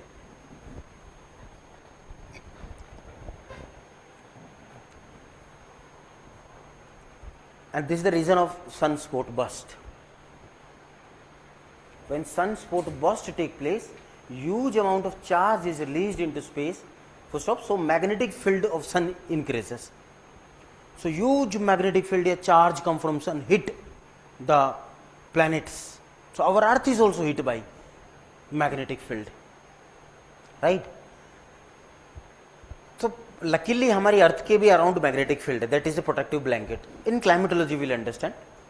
But when huge charge come and hit the earth, satellites are damaged because satellites they are made up of electric components. अगर magnet होगा तो वो electric component को damage भी करता है, इफेक्ट करता है, because electric components has their own magnetic field. Magnetic field from the sun come, दो मैग्नेट आपस में इंटरेक्ट करेंगे तो अट्रैक्शन रिपल्शन होगा, हिलेंगे. So due to that our satellites get shaked like that. So when huge current is release satellite shakes, ऐसे हिलते हैं और हिलेंगे तो अंदर कोई कंपोनेंट खराब हो सकता है, तार टूट जाए, वायर टूट जाए, there could be some electronic chips which get damaged up. So अभी झूठे ही नहीं बोलना है. Are you noticing the interruptions in your internet connection in last few days? झूठे नहीं बोलना है. If notice, then tell me. It is happening in last few days, right? For last 1 week or more than 2 weeks, internet is not properly working. Actually, a huge solar storm has recently hit the Earth atmosphere. So many components of satellites which are responsible for communication are damaged in the space. News भी पढ़ना. SpaceX agency Elon Musk की, they has declared that our lot of satellite atomic clocks has damaged up. That's why the internet connection is disturbed up. So they are repairing their satellites, so it will take time. So whenever a huge solar storm comes, it affects our satellites, our transmitters, our other things which are made up of electronic components. Did you get it? So ये solar storm है. One more thing we have to understand. 5th, plasma formation.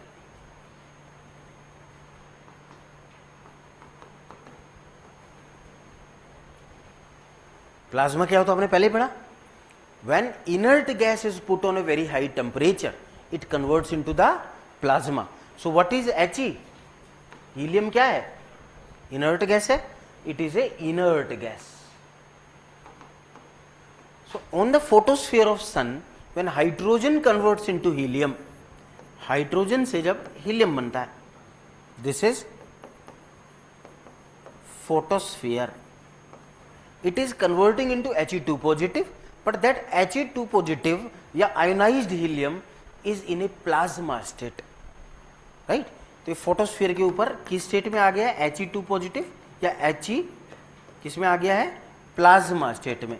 तो sun के ऊपर there is not a perfect gaseous environment, it could be in chromosphere and corona. Coronasphere और corona में तो gases environment है, gases है, but on the photosphere there is a plasma. ना तो वो परफेक्ट लिक्विड है ना गैस है. If someone land on the sun then that person can feel this is something called as plasma. So अब ऐसे समझो जेली लाइक सब्सटेंस है. पहले टीवी आते थे, plasma TV. So if you push them skin get blurred up because this plasma is compressible.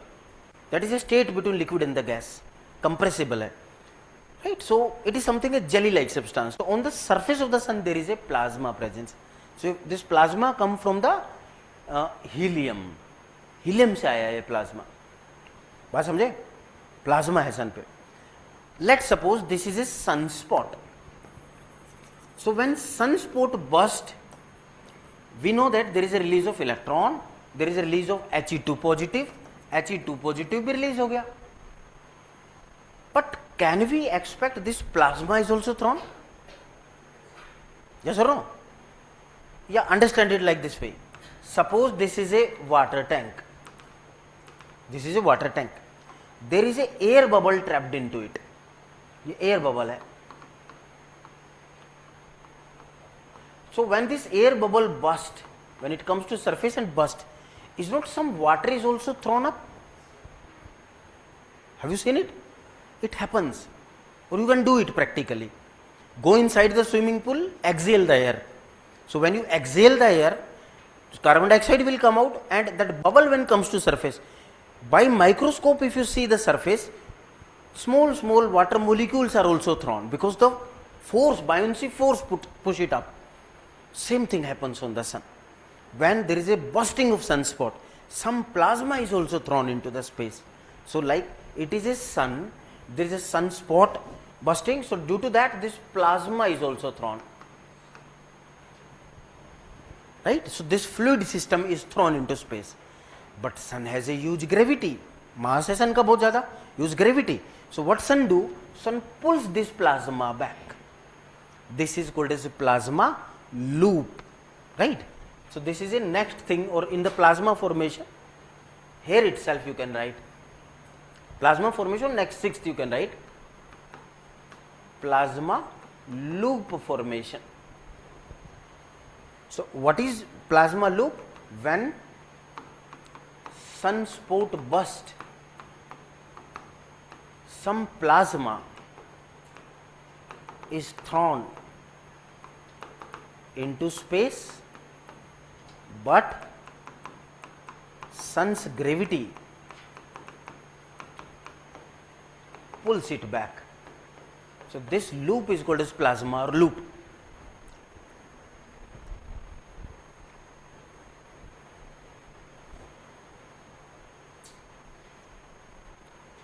Okay, if it is a very huge burst, we can expect that the plasma is thrown much away from the sun.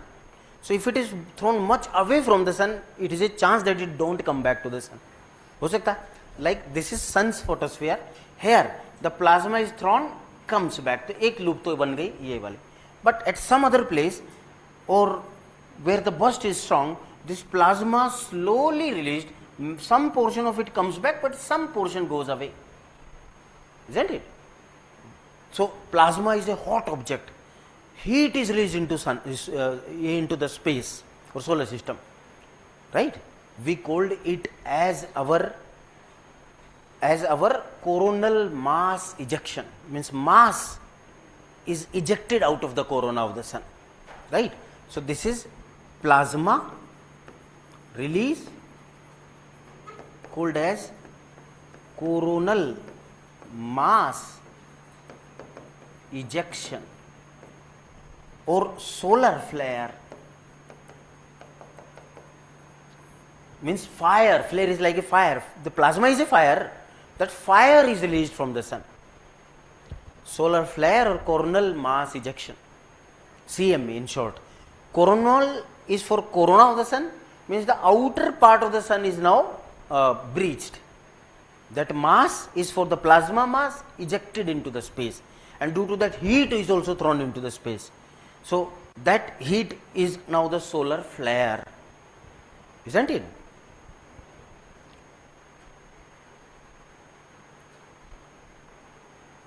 Is it done? Okay. Now see,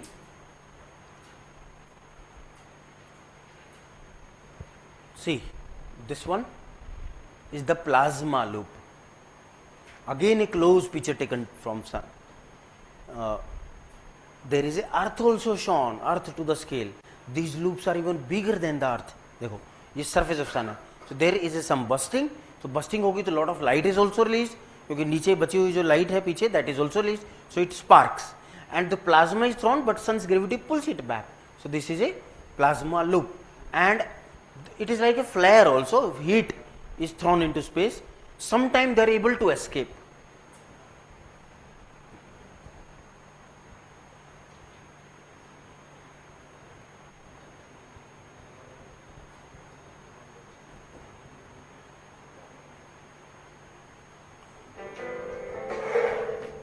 See, The sun has just put on.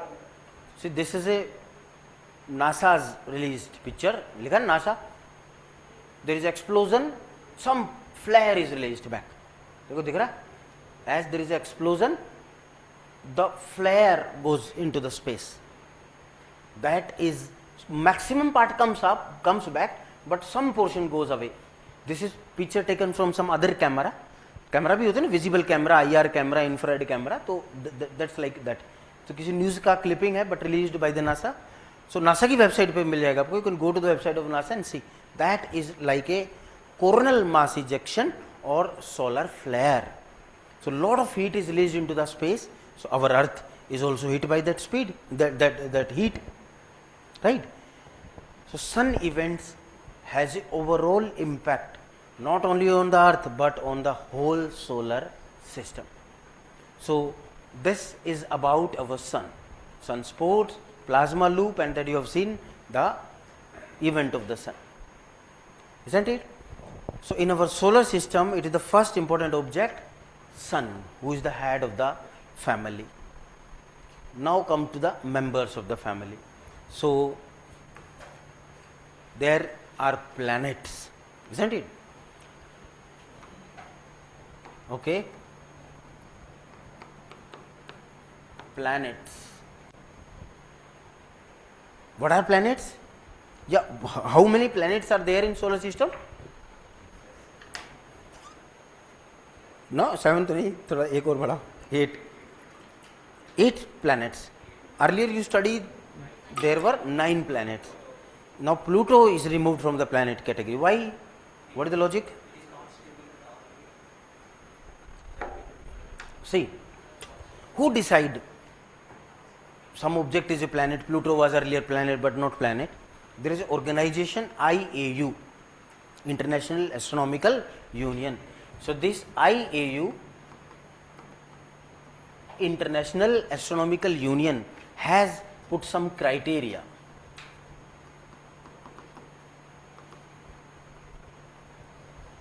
IAU stands for International Astronomical Union. So it has proposed the 3 criteria to identify some object as planet.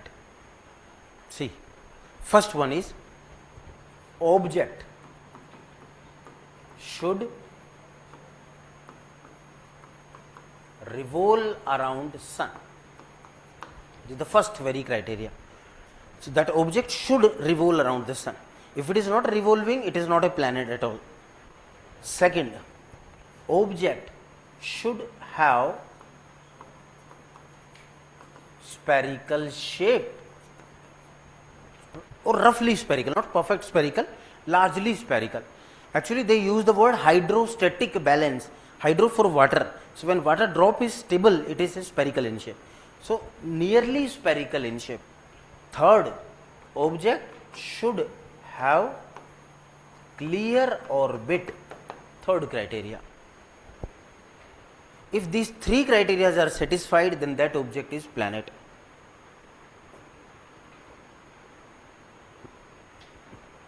Okay. See, one criteria, number 2 plus 3, all are satisfied, that object is called as planet. But if first and second criteria is satisfied, not third, that object is called as dwarf planet.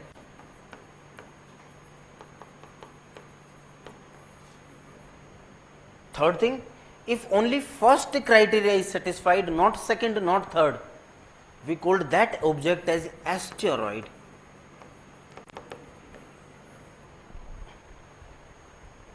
Right? This is the difference between planet, dwarf planet and asteroid. So dwarf word is a misnomer here. Dwarf का मतलब क्या होता है वैसे? Small. So people think that dwarf planet means that is small in size. That don't make any sense at all. Technically it is this. Dwarf is just like a misnomer. Pluto is even bigger than many other objects, right? But Pluto is still a dwarf planet due to this criteria. Now let's understand what does it mean. Self-explanatory है वैसे तो. Object should revolve around sun. Like take example of Earth. This is sun. This is your Earth. E means Earth. So this Earth is revolving around sun like this way. So Earth satisfies first criteria. Earth is largely spherical in shape. Largely, although perfect shape is geoid, we will come to that. But largely spherical. So Earth satisfies second criteria. Third, orbit word. Orbit means this orbit. Orbit means path in which planet revolves around sun. So orbit का मतलब ही होता है path of revolution. This is orbit. So clear orbit means no other object lies in this path. This path exclusively belongs to Earth. Right? So यहाँ पर ऐसा नहीं, there is some other celestial body. No. If it happens or some other enters here, then Earth defy the third criteria. It will not be planet. So dwarf planet are spherical, are revolving, but their path is not clear. Sometime other objects comes here, sometime they enter into the orbit of other objects. Their orbit is not clear. Pluto is in that category. Ceres is in that category. Right?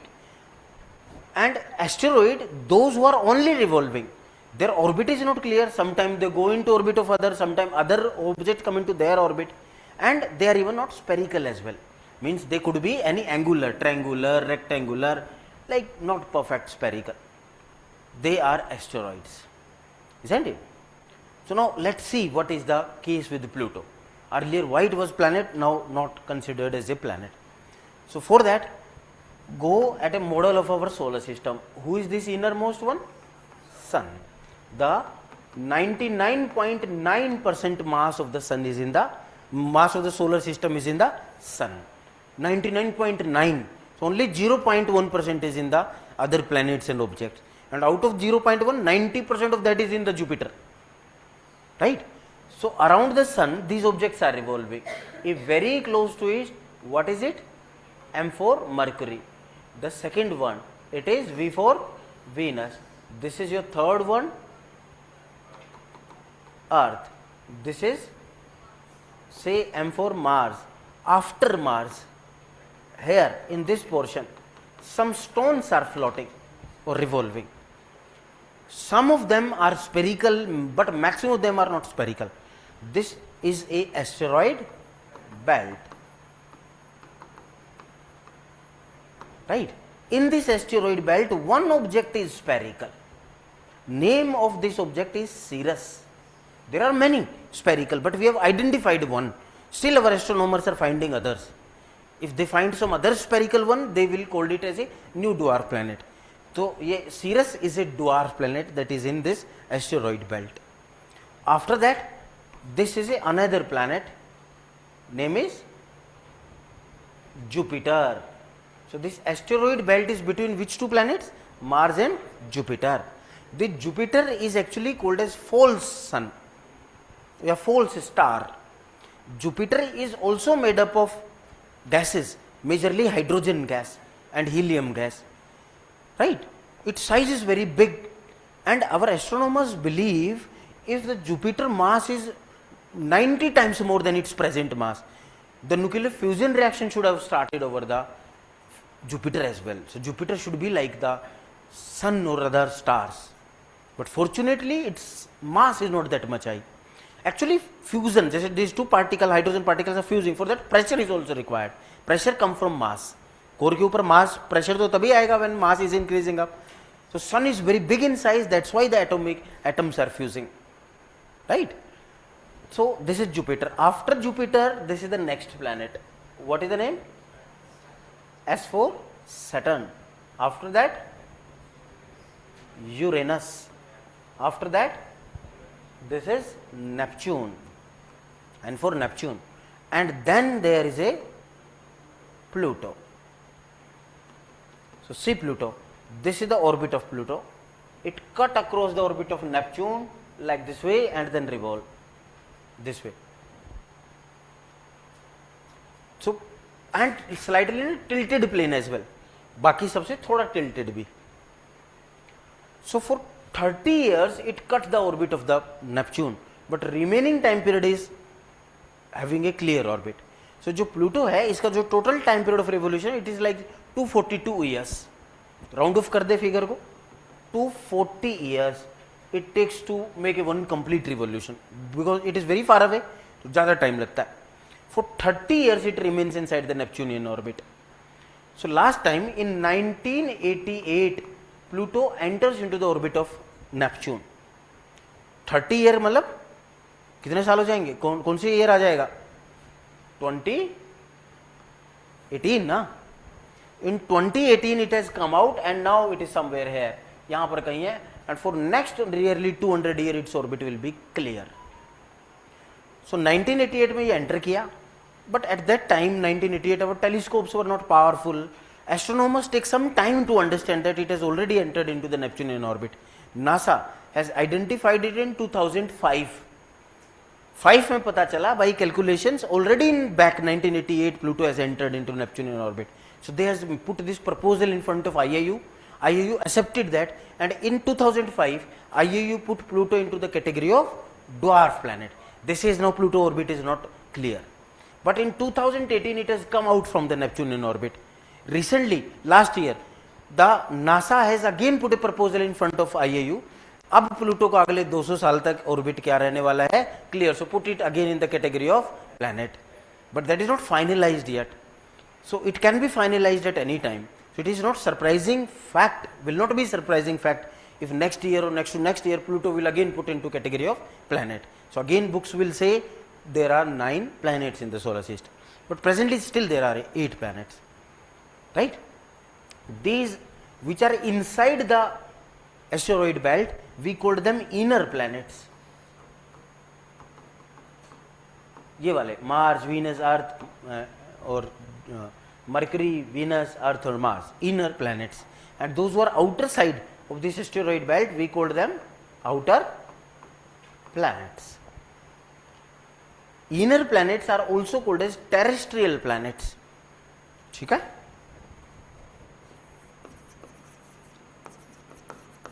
Inner planets are also called as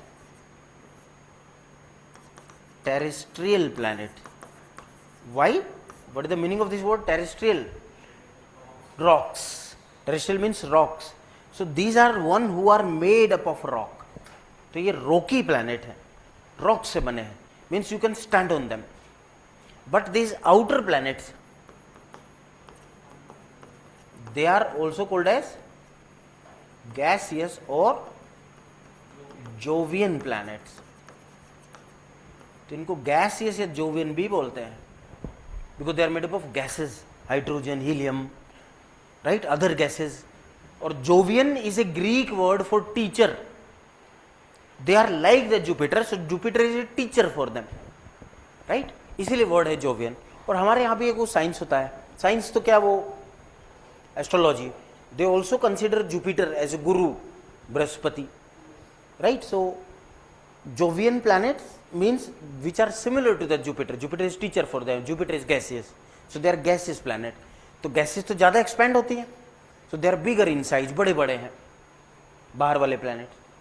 but अगर volume बढ़ जाएगा तो density क्या हो जाएगी, density is equal to mass upon, तो density बढ़, volume बढ़ गया तो डेंसिटी, तो दे आर लाइटर, हल्के हैं, डेंसिटी कम है। बट अंदर वाले as they are made up of rocks, so they are heavier, dense है, isn't it? और साइज भी छोटा। कोई चीज ऐसे घूम रही है तो उसके अंदर से कोई चीज बाहर निकलना इजी होता है अगर वो गैसेस से बनी है तो। So satellites like moon, moon has formed from earth, some object has come and hit the earth, the one part of the earth comes out and revolves around the earth, became moon. So the inner planets, as they are made up of rocks, so a mass of a rock gets separated from them has a less chance as compared to the mass of the gases which can comes out from them. इसलिए outer planets has more satellites, natural satellites, but inner planet has less, few or no satellite. जैसे Mercury no satellite, Venus no satellite, Earth has one, Mars has 2 satellites. Outer planets has more satellites, inner planets has no or few satellites, क्योंकि rock से बने। बात समझ रहे हो? So this is basic of our solar system. ये जो Neptune के बाहर वाला पार्ट है, this entire part outside Neptune is called as Kuiper belt. लिखते हैं कूपर, but pronounce होता है Kuiper belt.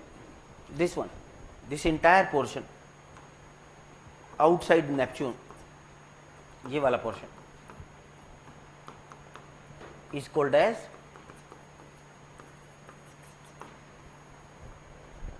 Kuiper belt.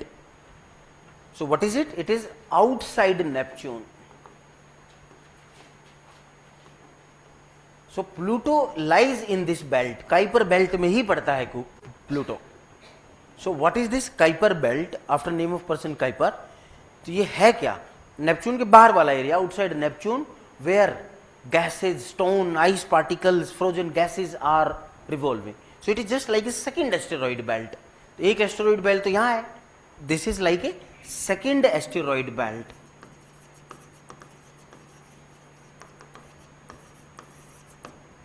Solar system has 2 identified asteroid belt, एक अंदर, ये सेकेंड वाली. और यहां पर ये किससे बना हुआ है? Stones, dust, gases. So this Kuiper belt is made up of stones, gases,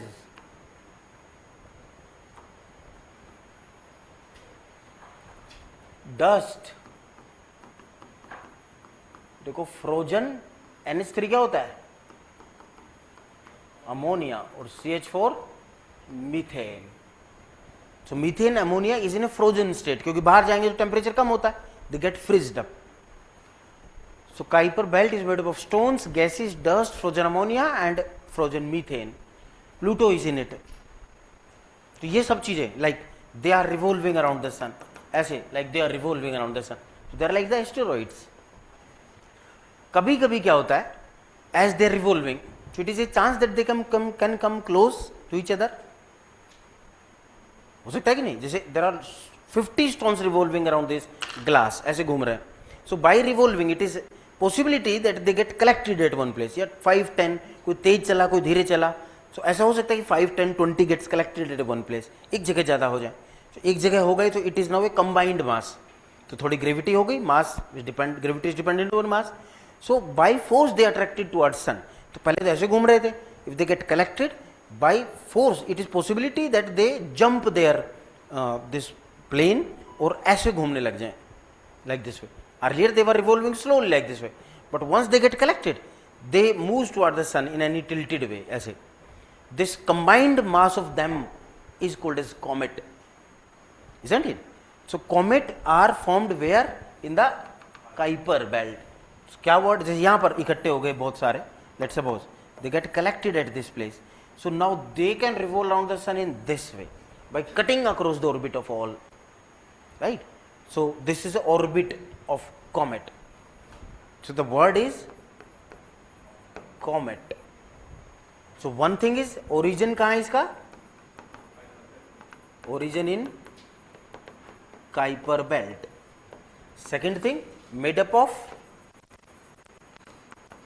same thing that is written there, some stones, gases, dust, frozen, CH4 and NH3, ammonia and methane. They are made up of that. So they are comets. और जब move करते हैं, so they have a head tail structure, tadpole structure. They have head tail structure. तो जो stony part है वो तो आगे हो जाता है ऐसे यहाँ पर, और जो गैसेज हैं या डस्ट है वो पीछे हो जाती. So that is head, this is tail. इसीलिए हिंदी में इनको बोलते हैं कॉमेट्स को पुच्छल तारा, विच हैज टेल, राइट? क्योंकि गैसेज तो लॉन्ग एक्सटेंड होंगी पीछे तक. So due to that they has tadpole head tail structure. Like one famous comet is Halley comet, which repeat after every 76 year. तो ऐसा होता है कि घूमते घूमते 76 ईयर में पॉसिबिलिटी बनती है कि वो पास आ जाते हैं और फिर कंबाइंडली मूव करने लगते हैं.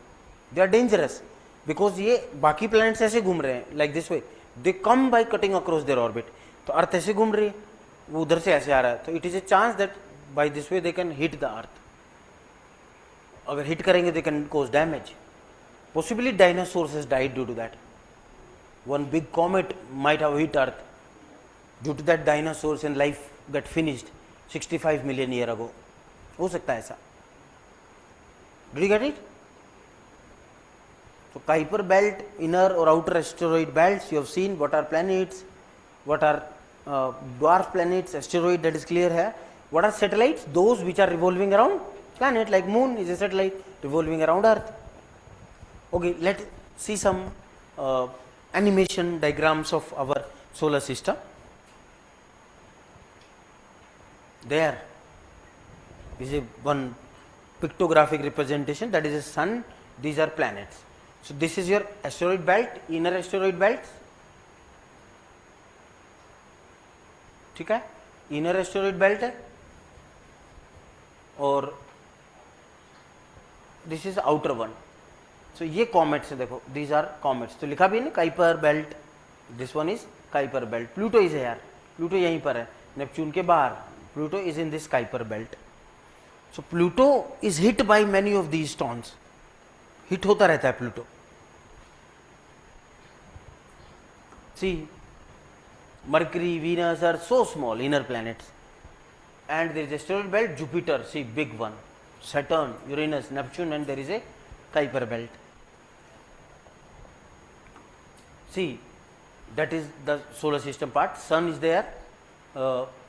Path of the planet is shown. This is asteroid belt, and all planets are actually shown over here.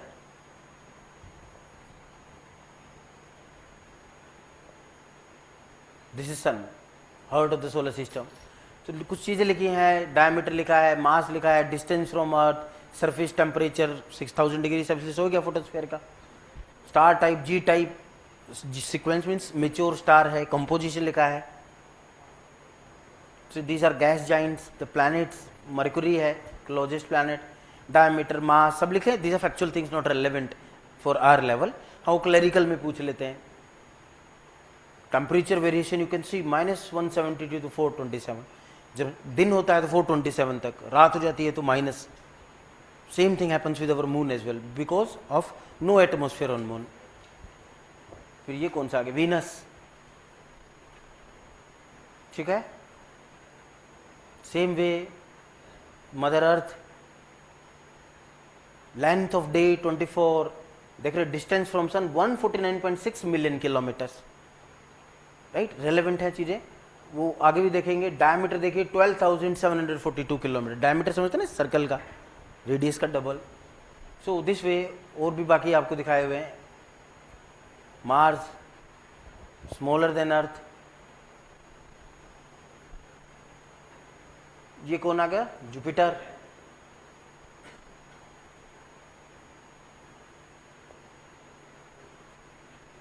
ठीक है. Uranus consist of hydrogen, see 74% hydrogen, helium देखो 25% helium. So majority of the gas is hydrogen itself. इस तरह और देखेंगे Neptune, इसमें भी hydrogen ही मिलेगा. Neptune is primarily composed of hydrogen 74, helium 25. देख रहे हैं. और some traces of the methane in its atmosphere. So that is our solar system.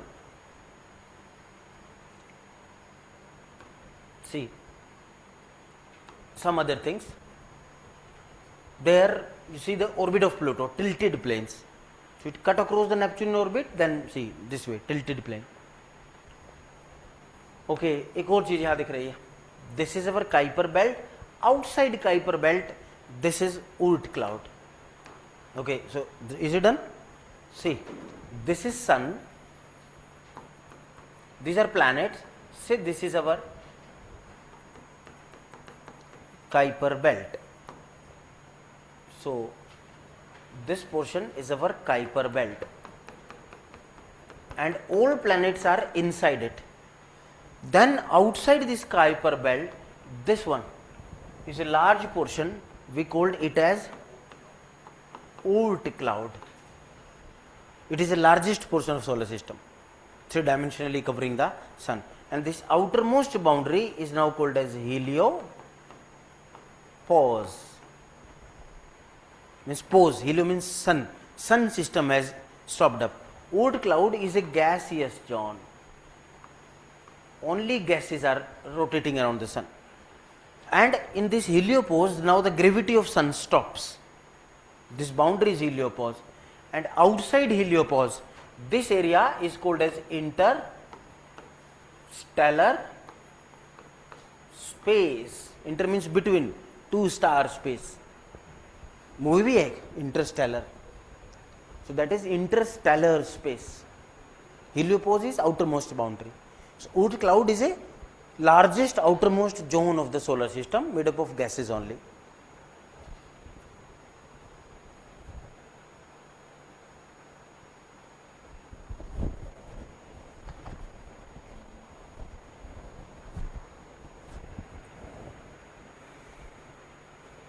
Is it done? So this is all about our solar system. Now the third planet of solar system is our Earth. From here we will study Earth.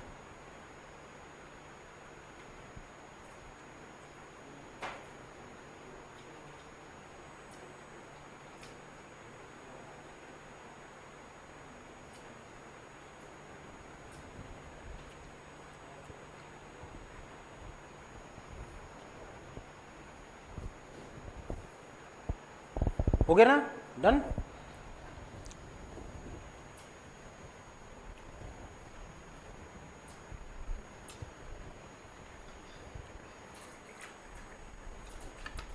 देखो उधर दिखाया भी है आपको. This one, these are planets, Kuiper belt. So this is Kuiper belt, but outside this Kuiper belt this entire part is Oort cloud. This is Kuiper belt. Pluto is there.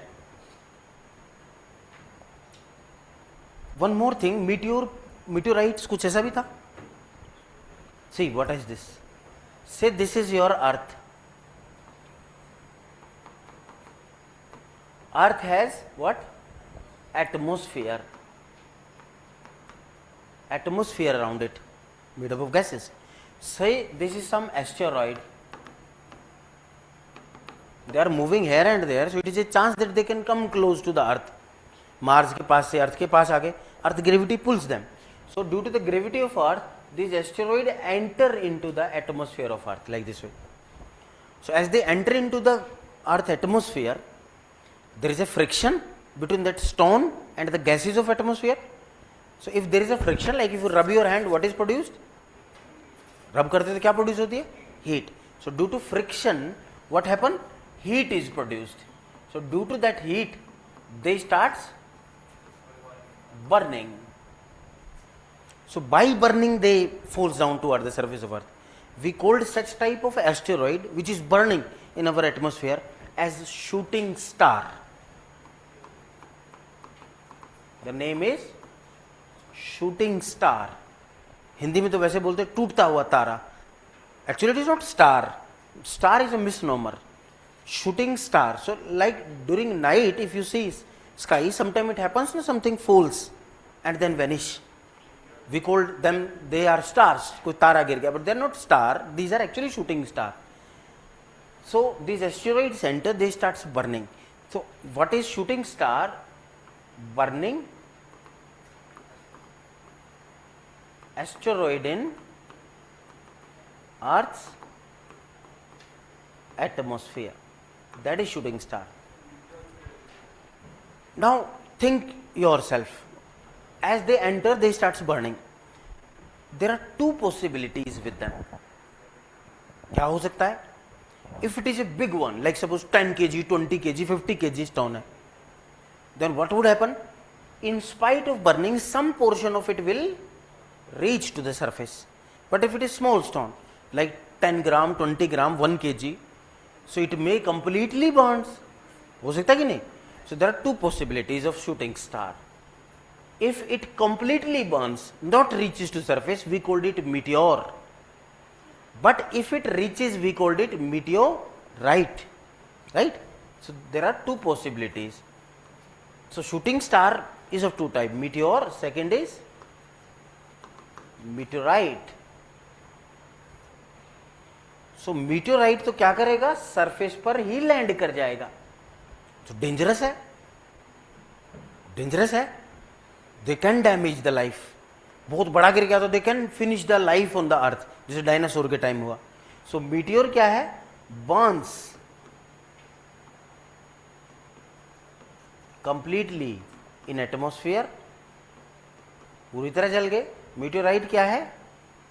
Reaches to surface. So they survive burning. या तो बड़े size के होंगे या heavy metals के बने होंगे.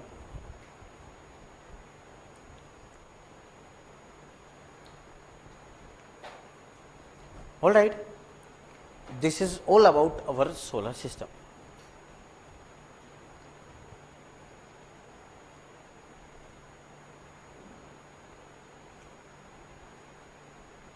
So let's quickly revise what we have discussed in our geography in last two lectures. First we discussed the introduction of geography. What is geography? From where it has originated? What are the definitions proposed for geography? So main definition is, it is a study of earth. Geography, geo means earth, graphy means study. For that we have to understand what is earth actually. So there are so many branches of it.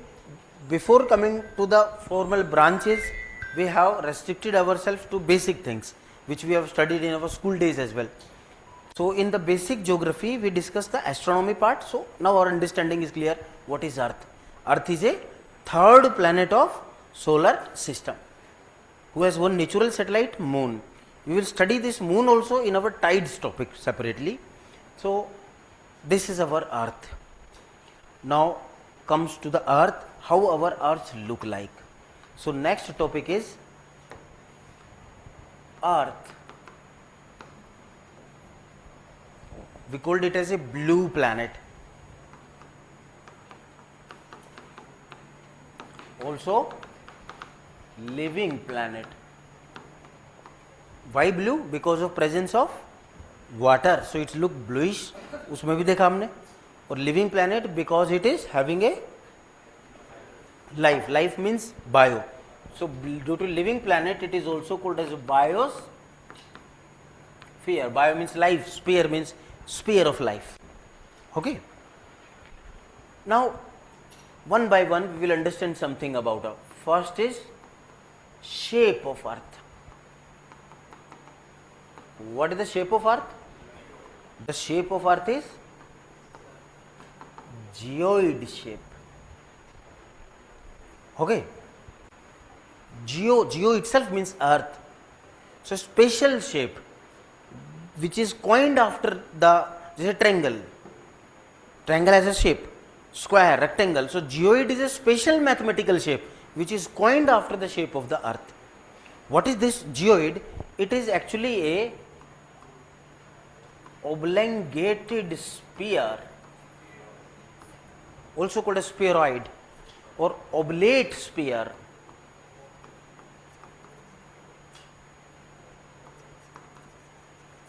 all are names given to this geoid shape, oblongated sphere, oblate sphere or spheroid.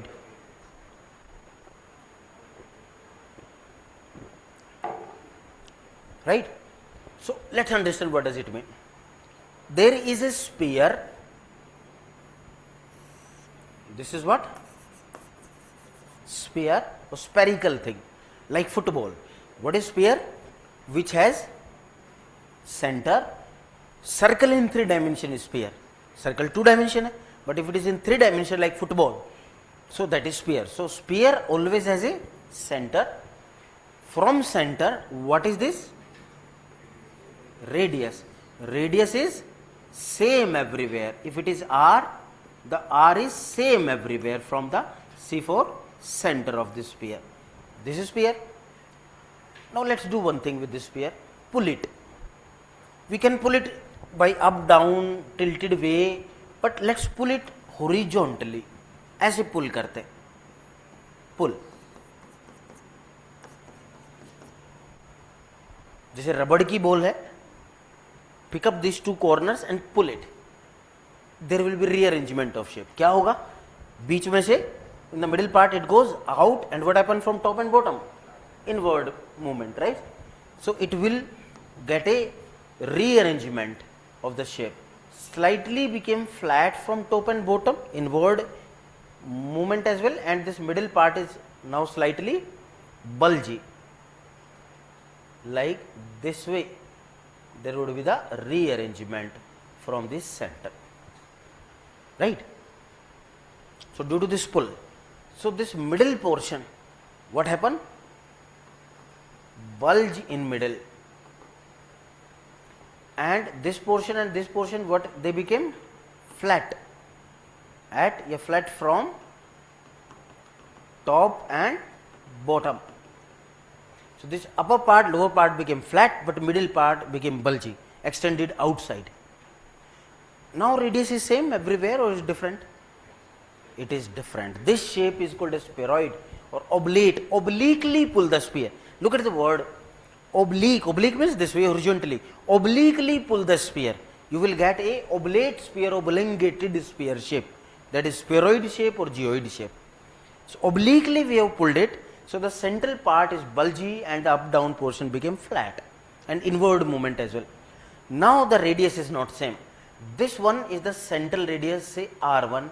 This one is the up down radius, say R2. Right?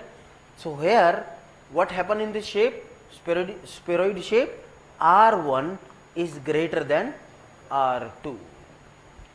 Means the radius of the earth in the central part is more as compared to the radius of earth in the upper and the lower part. Isn't it? This is the shape of earth. So the question arises, why this shape has attained, why earth has attained this shape? The shape of the earth is attained due to rotation of earth. So what is the cause of this shape? Cause of geoid shape? Answer is rotation of earth. Earth is rotating, that's why it has attained the geoid shape. If it is stable, it is quite possibility that it should be a spherical in shape, had it been stable, but it is not stable, it is rotating like this glass, it is rotating this way. So our earth is also rotating this way. We will come to rotation separately in motions of earth, but just for a while understand it as it is rotating. Every rotating thing has force on it, centripetal and centrifugal force. So if rotation is fast, centrifugal and centripetal force is more. If rotation is slow, centripetal and centrifugal force will be more. That is directly proportional to the speed. Na? So this is a one circle. Yeah, one object is rotating around this center. कोई A object है that is rotating with some speed. This is some B object which is rotating around this same center with some other speed. Let's say its speed is 60 km per hour, but its speed is say 150 km per hour. So due to this rotational speed, both will experience the force. One is the outside force, we called it CF, centrifugal, one is inward, we called it centripetal. Same thing, it also experiences CF, centrifugal force. There is a simple logic. If speed is more, centrifugal force is more, right? So CF is directly proportional to speed of rotation. This is simple logic. More faster you are rotating, more centrifugal force. So earth is also rotating on its axis. Will come, what is this axis? So where the speed of rotation of earth is fast, we can expect more centrifugal force, and where speed of rotation is slow, we can expect less centrifugal force. Correct? Okay, now let's see the earth situation. This is our earth. Let me try to give the three-dimensional appearance.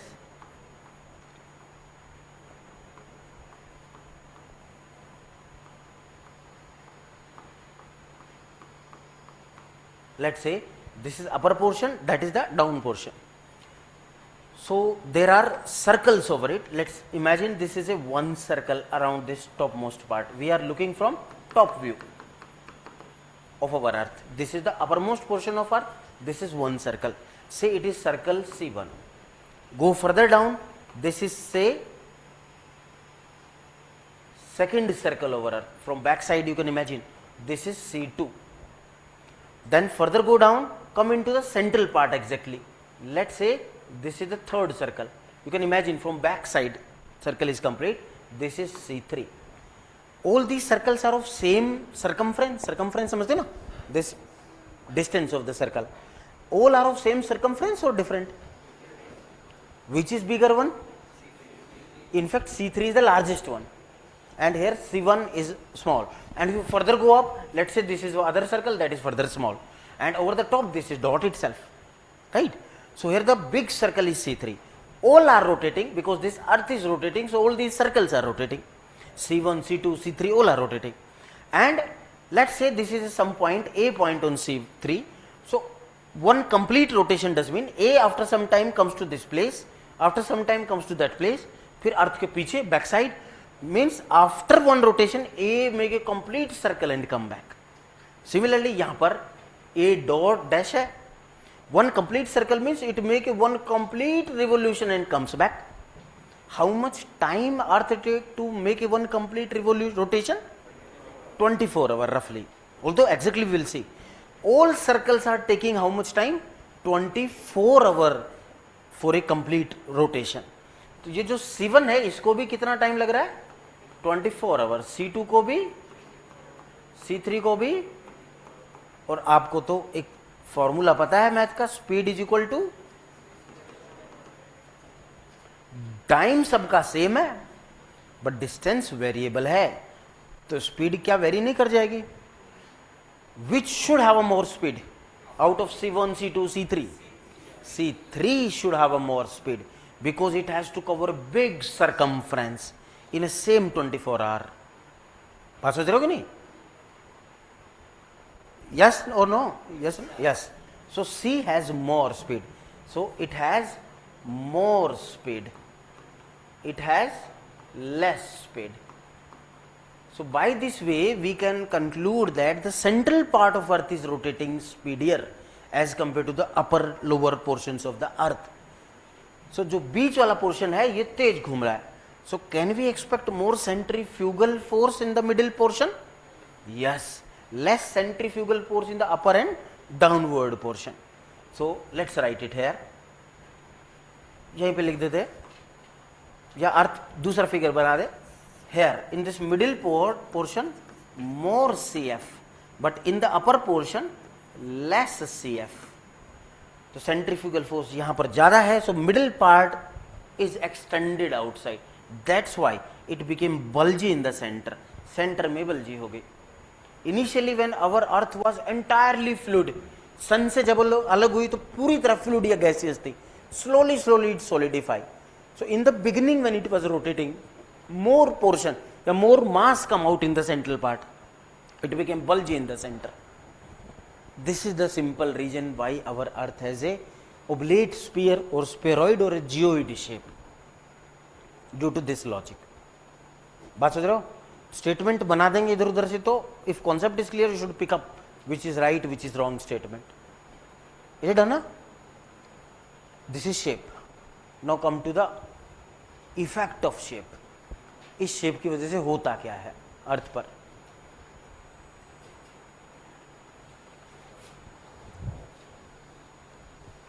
एक बार वहां भी देखो, look there, यहां पे this is the shape of earth. ये perfect sphere दिख रहा है.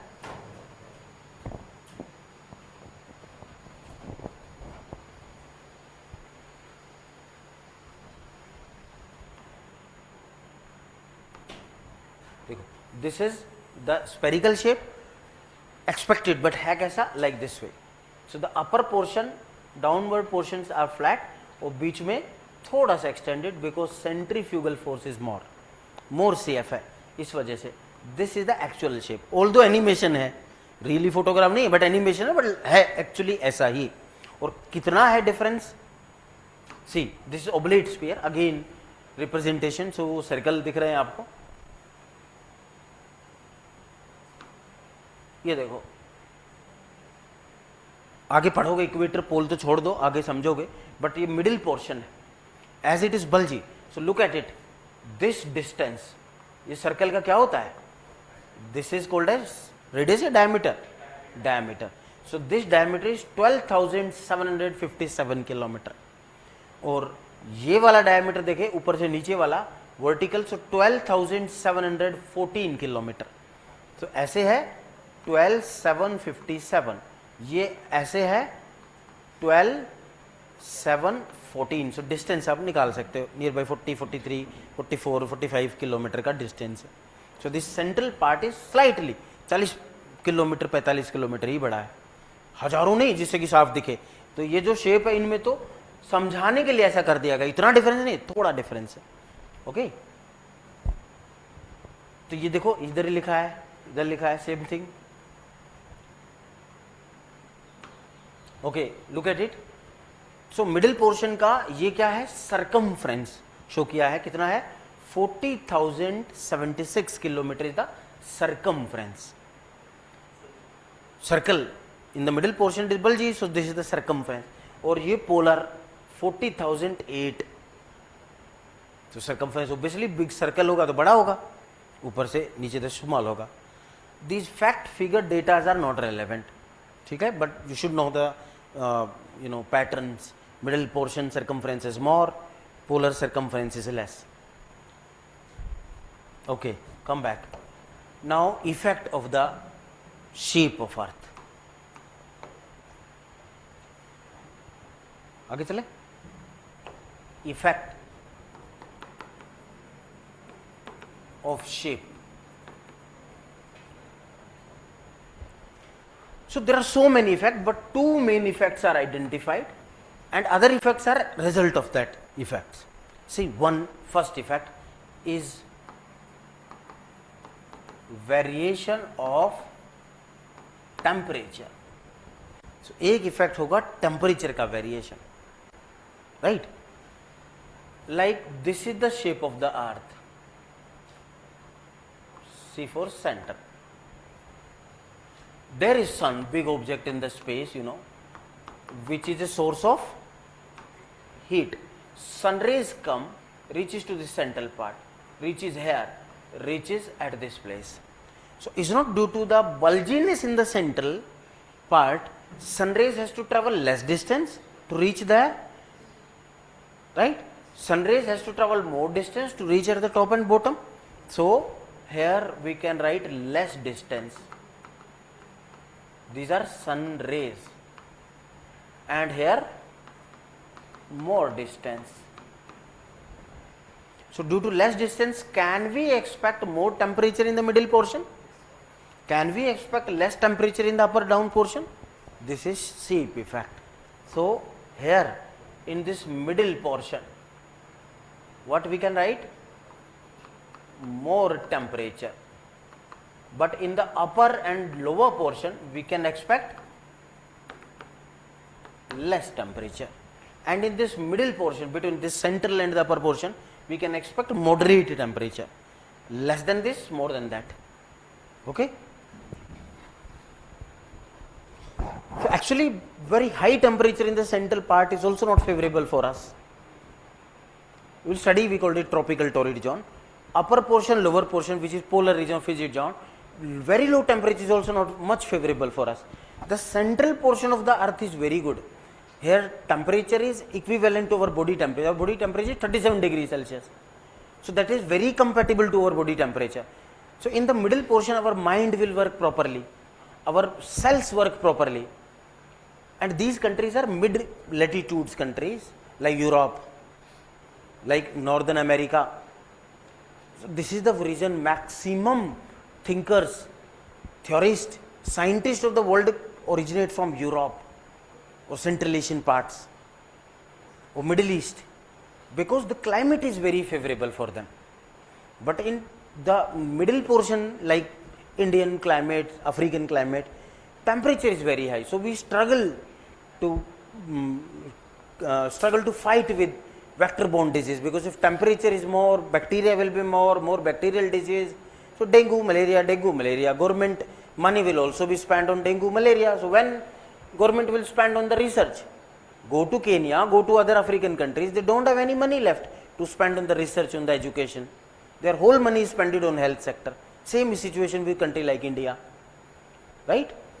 But in the Europe, the condition is very favorable. So that is the reason 90% Nobel laureates of the world come from the Europe, because temperature is very favorable, the productivity is high. But man is man, humans, they can overcome limitations of nature. This is the first effect. Second, other main effect is variation of gravity. So this gravity force is also not same on the earth because of this shape. Okay, before understanding this, you should tell me what do you mean by gravity? Force of attraction. Due to which property of object? Mass of object, right? Who proposed it? Isaac Newton. So what he says, force of gravity, which is G, is directly proportional to m1 multiplied by m2.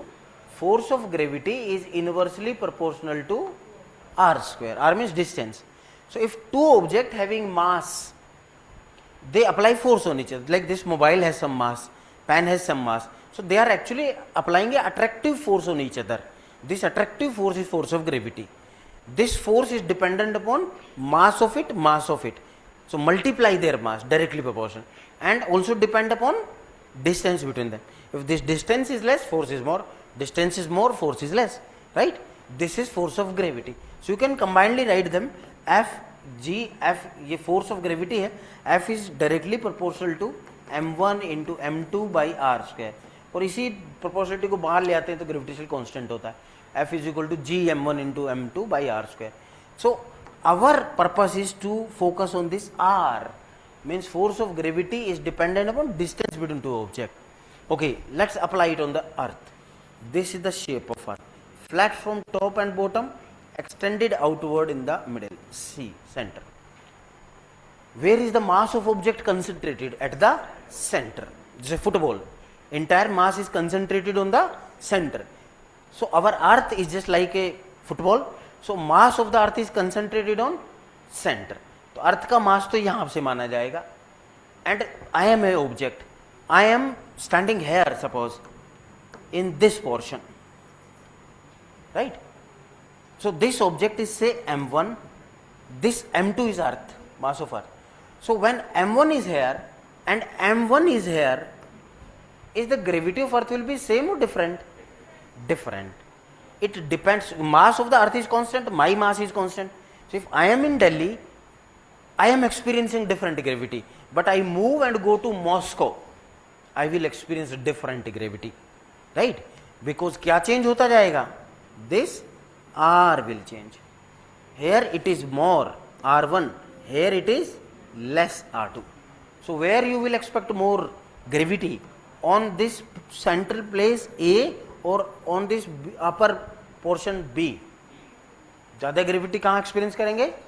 B पर या downward portion पर.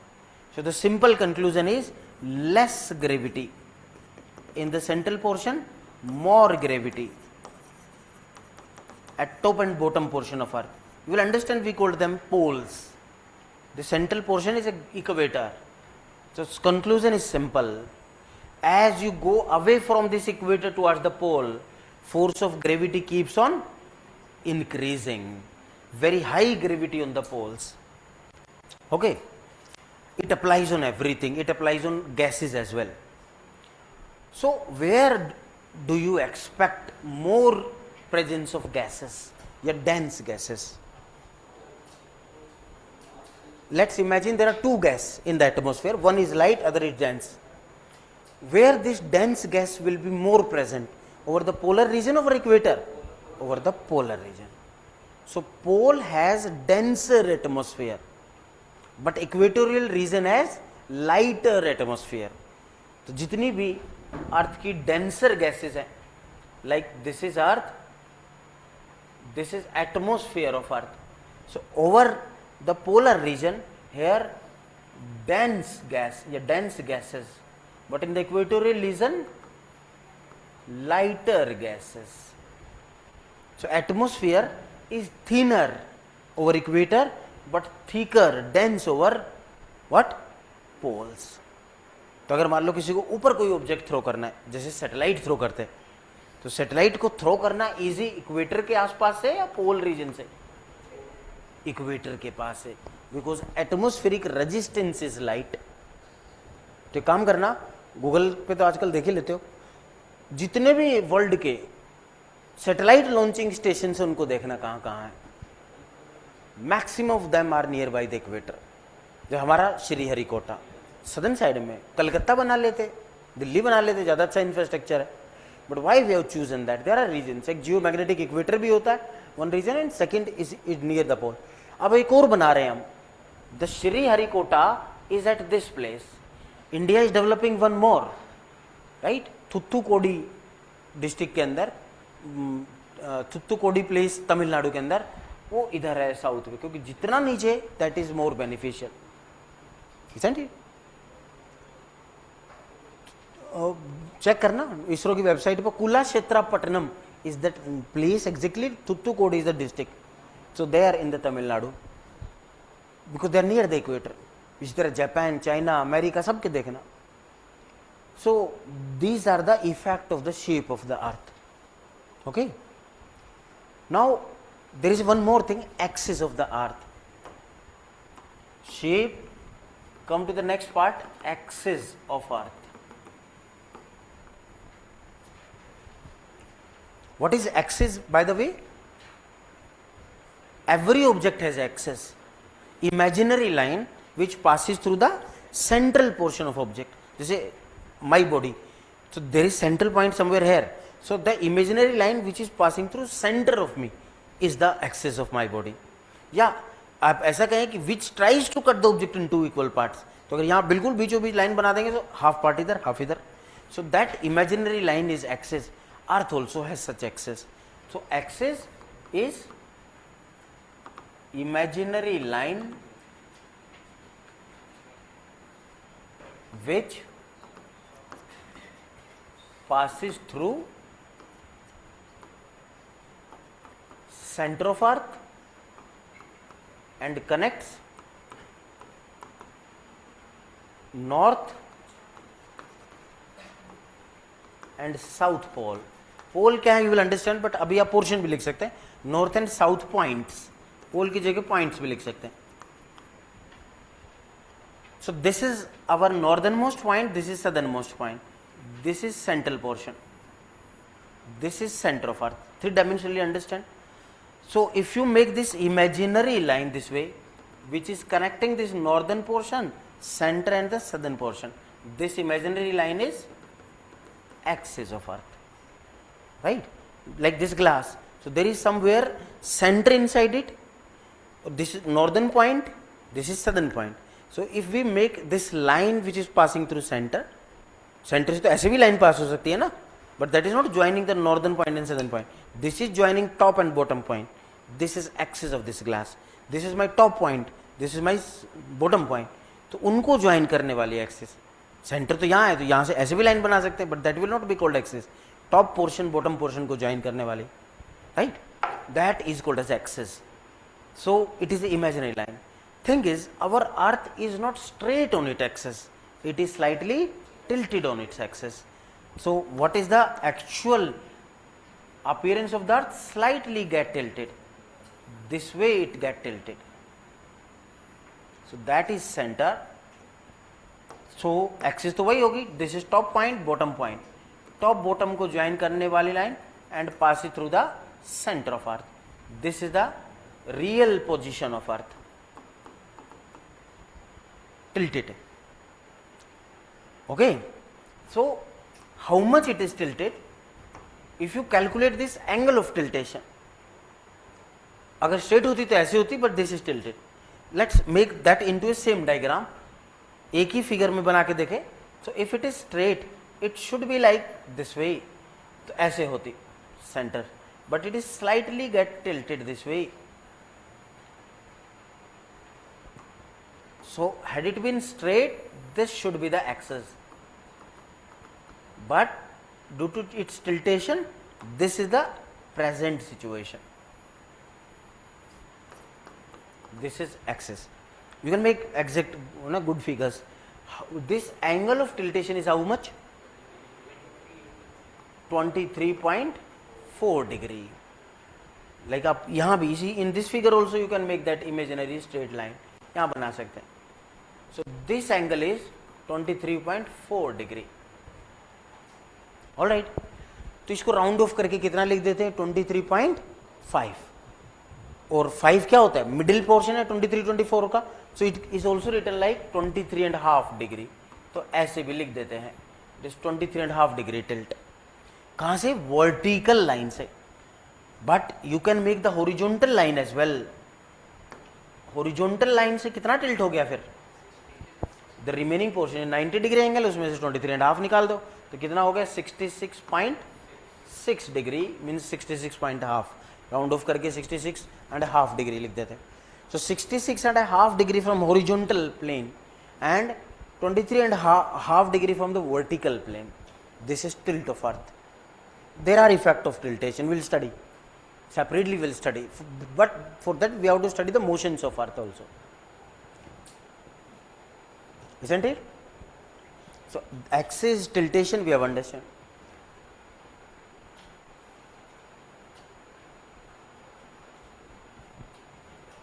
Next topic, imaginary circles on earth. On earth we have drawn some imaginary circles or lines. कल पढ़ेंगे. See, first northern point, second point, southern point. इसको north pole south pole बोलते हैं. So this is the axis. ये axis है जिस पे rotate कर रहे हैं. That is different part, but this is the axis of earth. दिख रहा है आपको? ये अगर ऐसे स्ट्रेट होती है और इसमें दिख रहा है 23.5 जरूर लिखा हुआ है, but exactly it is 23.4 degree. Okay, here also.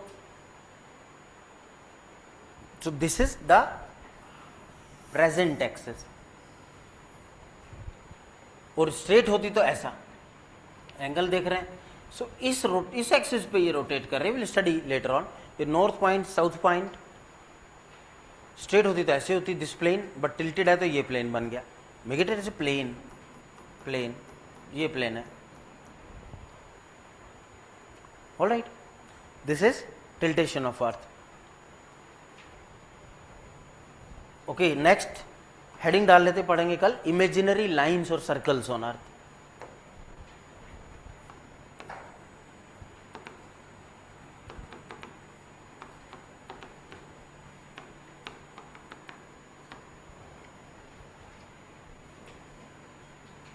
So this is your circle.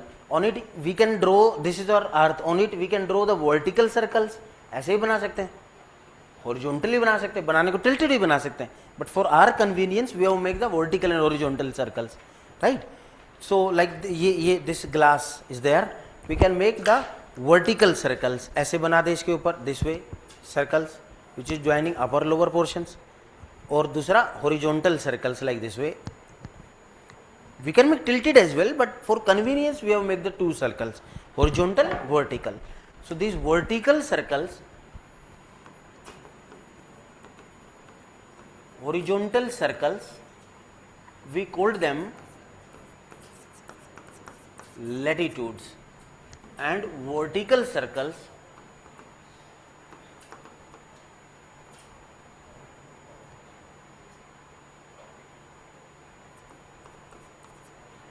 ये एस नहीं है,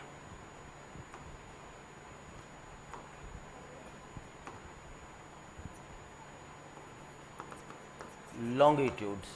We study what are these. So